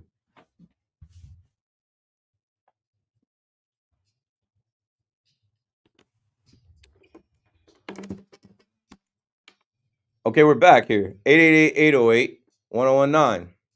Keith McPherson on the Fan for the next few minutes. The Knicks will play, the Mets will play, the Yankees will play, and they're all important games. Rubber matches and game 2 of the Eastern Conference semifinals. And yeah, Ross was on just now talking about the puck. I watched a little bit of the Hurricanes and Capitals game, but I'm out. The Devils aren't in it. I'm out. Obviously, the Rangers aren't in it, so I don't have to watch and know what's going on. I know there was, it's the Stanley Cup playoffs. It was good, and I picked up some hockey this year. I love the Four Nations Classic, but as far as fandom goes, I'm watching every Yankee game no matter what. But then I also have to watch the Mets and keep an eye on, Zach Gallen shutting them down tonight. And then the Knicks are the number one thing going right now. New York does not always have this. It has been consistent these last few years of the Jalen Brunson era where the Knicks get to the second round. But what we're about to walk into, like, I don't know, like it's going to be Knicks mania on the fan all day leading into tomorrow night. And if the Knicks are able to beat the Celtics in game 2, it actually grows into like, belief being needed to actually like belief being here where, Knicks fans that said Knicks in 7. I was like, I don't know who talked y'all into Knicks in 7, but now you have room to believe and Knicks in 6. I heard Loogie come on, like, good, man. As a fan, you don't go in doubting your team. You don't go in expecting your team to lose or wanting your team to lose. You have to believe, almost to the point of being delusional, almost to the point of, actually sounding crazy when you're the underdog. But that's the best part of it. Like, the stories write themselves, and these players have the pen. And Jalen Brunson's been an underdog his entire life. Nothing changing now. So looking forward to that. Before we broke, I kind of went in on Juan Soto. And you know what also is great as a Yankee fan with the Juan Soto thing? Juan Soto was amazing. And when you watch Juan Soto help propel your team to a World Series, literally hit the home run and catch the last out that sends them back to the World Series for the first time in 15 years. Like, I was in college the last time I felt like that. I had tears in my eyes as a fan, alone in my living room watching them in Cleveland, watching Hal Steinbrenner and watching Brian Cashman hold up that trophy. I was like, yes, the World Series is coming back to the Bronx and I get to go. Thank you, Juan Soto. And I was convinced that, through that experience, some of that would help Juan Soto's decision to stay in the Bronx. I thought that he would have some bonds with guys like Aaron Judge and make some friendships and meet people in the building and feel some type of way like, hey, if I'm staying in New York, I got to stay with the Yankees, but I got to drive the price up. And he did. And Hal Steinbrenner came out and said, I know what's expected of me. And he gave him an offer where, shout out to John Sterling. John Sterling came on my show and he said, well, clearly he didn't want to be a Yankee because that's more than enough for anybody that wanted to be a Yankee to accept that offer. But now are you kind of getting to see a little bit about Juan Soto when Met fans are talking about him not celebrating Lindor's walk-off or not being happy for Pete or him struggling or whatever? Like, the guy is so much about himself. It's going to take a while. It's going to take a while. And I got to feel how cold-blooded and how much of this guy is just like he's robotic. When the Yankees lost the World Series and he turned his hat to the back and started campaigning. Oh, I'm available to all 30 teams. What? What about the bleacher creatures? What about the roll call? What about the fans, Juan? Like, these fans adore you. Does that make you lean a little? Nope. That should make ownership lean to, wow. So you're starting to see a little bit on the other side of that, right? He's not happy and smiling because he wants to be the man. His ego is the size of that apple that they raise in Citi Field. He wants to be the star of the team. He wanted to be the man, his own guy. He got out of Judge's shadow. But, hey, money can't buy you love. Everything isn't always as it seems. New York, big city of dreams. But everything in New York ain't always what it seems. EJ is in East Meadow on the fan next. What's up, EJ?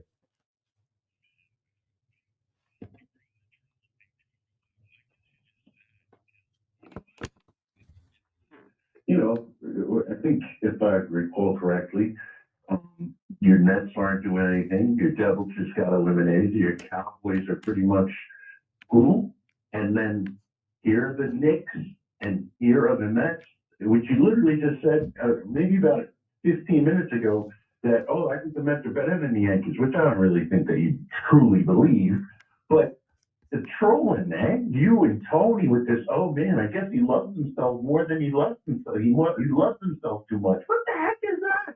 It's May 7th. You guys, yeah, you were saying that on April 7th. No, man. It's May 7th, bro. Yeah. So where's it at? Where's the power at? Where's the RBI?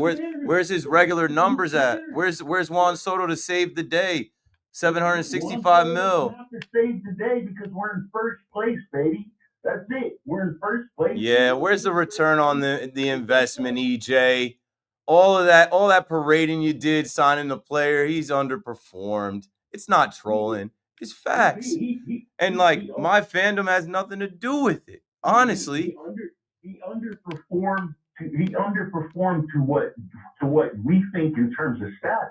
He's literally lifted the entire team. That's why they're in first place. No, you can't say that. You can't say that. You got to give the manager credit for that. The president of baseball operations credit for that. Jeremy Hefner credit for that. Lindor, like. Let me just ask you this, man. At the end of May, when Juan Soto is then hitting close to 280 again, and then still doing the stuff. I'll be here. I'll be ready for it. I'm waiting. When you guys were 3 games over 500 or on the outside looking in, what are you going to say then? What will you say then? Will you remember? You don't know that's going to be certain, EJ. That's what you'd like to happen. No, I'm going off of what we have now. What we have right now is the highest paid player in the history of baseball not looking like himself. Thanks for the call. My teams might not be doing great, but I'm doing well. I'm thriving. I'm prospering. I'm good. I don't care about the Dallas Cowboys. I don't care about the Brooklyn Nets. They're not in season. And the Yankees are in first place and good enough for me, and they've got 20 wins. They should have 25. So what? How long are you going to say it's May 7th, May 15th, May 25th? Oh, it's just June 1st with Juan Soto. For what the guy demanded, a suite, premium tickets, security detail, a wardrobe for his mom, $765 million, a contract that escalates to $800 million. You got him for the next 15 years, and you got to hope that he doesn't age terribly. You got to hope that what you're seeing in this small sample size is just a small sample size and that he does hit closer to 280. He was in 300 with the Yankees. We saw that. I lived that. I met Juan. I was at all them games last year. So what I'm seeing, it's not trolling. It's a contrast. It's facts. He ain't been the same. So what's weighing on him? What's wearing on him? Those Mets colors? The contract? Or, yeah, he raised up everybody's level on the team. Yeah, okay. Yeah, he's the reason Griffin Canning is great. It's Juan Soto. Please. Say whatever you have to say so that you can go to bed at 8, at 2 o'clock in 8 minutes when the show is over. But like, it's not me trolling. I'm beyond that. I've told you about Juan Soto. I got a front row seat. I said he's going to have 2 home run games. Well, he had a 2 home run game. You lost the game. He's going to hit. But right now, I mean, he's working his walks. It's got to be good enough. So it's not so much about me, but I understand the position I'm in. Like, you want to make it about me, make it about me. It's not about my fandom, the teams that I grew up rooting for. I don't care about that. I don't come in here and do my shows based off of my fandom. I don't come in here and base my takes off of, like, when I'm talking about the Knicks, I'm not thinking about the Brooklyn Nets. When I'm talking about the Mets, I'm not thinking about the Yankees either. I do think the Mets are better than the Yankees right now. The Yankees have a closer that can't close, and now they don't know where to pitch him. A rotation with a bunch of holes. A lineup with guys that are hurt and some guys that are not consistent. And obviously, they have the best player in the game. But like, I it's not trolling to say that Juan Soto has been a disappointment so far. With all of the hype and expectations, he hasn't lived up to them. Sonny is in Montclair, New Jersey on the Fan next. Go for it, Sonny. Yeah, brother, that was an astute observation. You're talking to a guy. I was at Game 1 of the World Series in LA with my son, and we were having a great dad and son moment until last batter, Freddie Freeman. We'll talk about that. I'm going back in May to see Dodgers Yankees again, but you're absolutely right. I don't know how Juan. You talk about the ego and the hubris. Now, man, it's the coldness. No one's not saying he's not a great player. You said it. I agree with you. But the guy really think You could eat at our house.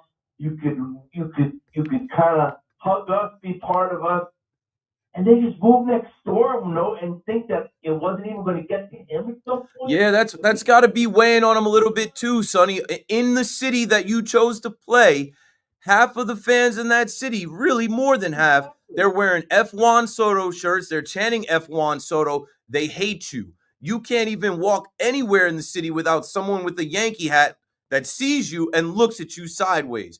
You chose that. It would have been cool the other way if he started off with the Mets and he didn't come to the Yankees. Same thing. But Sonny, it was only 1 year. He was a rental. So? Yeah. But I'm saying, but it's so crazy that he just doesn't think about anything about himself.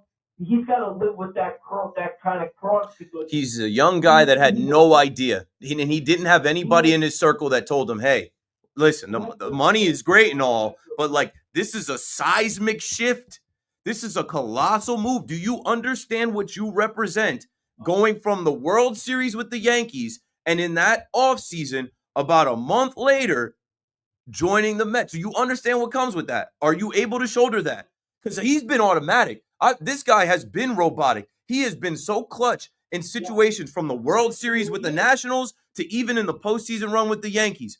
What's up now? What's up with him now? Why is he not so clutch now? But I don't think I just want to talk one quick thing about Devin, but about Soto, I think he'll be here 5 years and gone, and the Mets are going to think, wow, we thought he loved it here too, just like he loved the Yankees. He's not going to be here for 15 years. It's not going to happen. He's going to be here 5 years, and either the Mets are not going to want to pay him, or they will have won a couple of World Series and total touch. Yeah, New York ain't for everybody. It might not be for Juan Soto. Maybe as a Yankee, but it might not be for Juan Soto. Right. And one thing about Devin Williams, everybody keeps telling me, am I missing something? How great he is? Like for you, your job is you're doing the job. You're Keith McPherson. You're at FAN. I want you. Why do they keep trying to shove Williams down our throat when we have Weaver and Williams in the past? What's the bad against the Diamondbacks? He's got a 23 ERA. Don't have to force it. Don't have to force any. It's $8.5 million. He wasn't drafted. He wasn't homegrown. They traded for him, and what they traded for him was really nothing. Don't have to keep forcing that. I think he's done that. If you pull the plug on him tomorrow, he'd say, thank God. He doesn't have the guts to even demand a trade. He's caught because he's going to be a free agent next year. He's not going to be back here. Build him up his confidence and flip him. Do not pitch this guy in October. And one more thing, how many Cashman's daughters got another show? That tells you Cashman's never leaving the end. Thanks for the call. Leave Gracie Cashman out of this. John is in Brooklyn on the Fan. What's up, John? Yeah, what's up, Keith? Just calling to ask you two questions. One, you think the pitcher from the closer for the Yankees playing in the dome is playing a part of why he's struggling? Like his velocity went down. If he was in the dome, I think that velocity would not have gone down. But I've been in Miller Park. It's way different in Wisconsin than it is outside in Yankee Stadium. They're pitching him in the cold, in the rain, in the elements. Yeah, it definitely plays into it, in my opinion. Yeah, y'all gotta give him time. You gotta give the guy time, man. You gotta give him time. Yeah, but they're gonna give him time because he's gonna be on the team. Probably they're not gonna be able to trade him. He's gonna be here the whole season. But there are so many things stacked against him now where it is going to be even harder for him to succeed. In my opinion, I'm just like it's too much of an uphill battle. Yeah, I think he started off in the fan though when people were bringing him from facial hair, and that's kind of messed up. But the Yankees should have been done that a long time ago. That's tough. It's like, okay, we changed the facial hair policy for you. You gotta be Mariano Rivera. Impossible. Yeah. Now my other question for you is with Juan Soto. I think he is making the team around him better. He just hasn't been going. No, absolutely. But we can't credit this Mets hot start in first place and winning at home because of Juan Soto. High tide raises all ships, yes. But like... Yeah, my question to you though about Juan Soto, right? I've been watching the Mets games since this all started. I have not seen him do the shovel one time. Seems like, I don't know, do you think in the contract they might, when they sat down with him, they said, listen, we'll give you all this money, we'll give your mother the allowance, but you can't do the shovel. Thanks for the call, John. Juan Soto had a chain made last year, and his silhouette was like a Jordan Jumpman, but it was him doing the squat of the Soto shuffle. What? Frank is in Baldwin, New York. Last call. You got it, Frank. My number one sports G, KMVP. How you doing, my friend? Great. I am really disgusted right now with a couple of things with the Mets. First of all, I think it's time to O'Neill. I mean, we got to play Acuna every day. Why is Chip O'Neill still in the lineup? I mean, Jeff McNeil's a veteran. They paid him.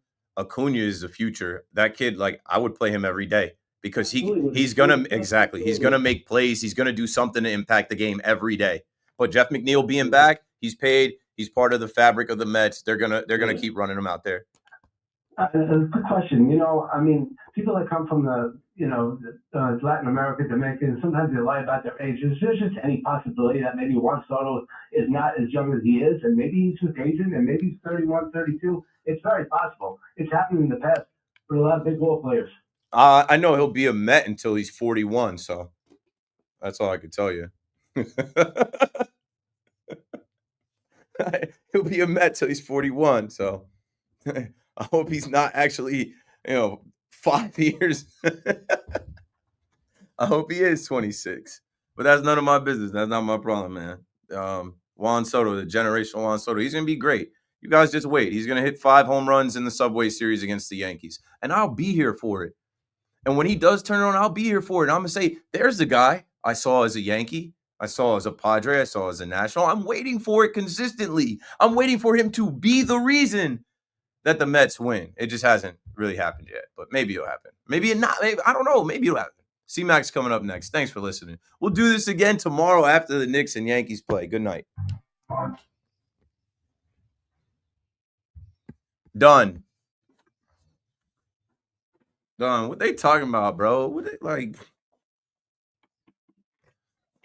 Like when they don't have anything, they got to come at my fandom. Like teams that I picked when I was a child, except the Devils, which I literally picked because the Devils picked me. But they're like, "Oh, you're a Cowboys fan." My bad, yo. My bad. No one told me not to do that. No one told me, "Hey, you're gonna be on WFAN one day. Don't be a Cowboys fan." Oh, you're a Nets fan. I grew up in New Jersey. I still live in New Jersey, so I rep the New Jersey Nets. I actually was a Bulls fan. Oh, the Yankees, like, bro, please. So you're trolling. I'm not trolling. I'm speaking facts. But you know what? People can't handle the truth. Appreciate y'all, man. Finally figured out how to come through here with the outro. So without further ado, let's hit it. See y'all tomorrow. Good night.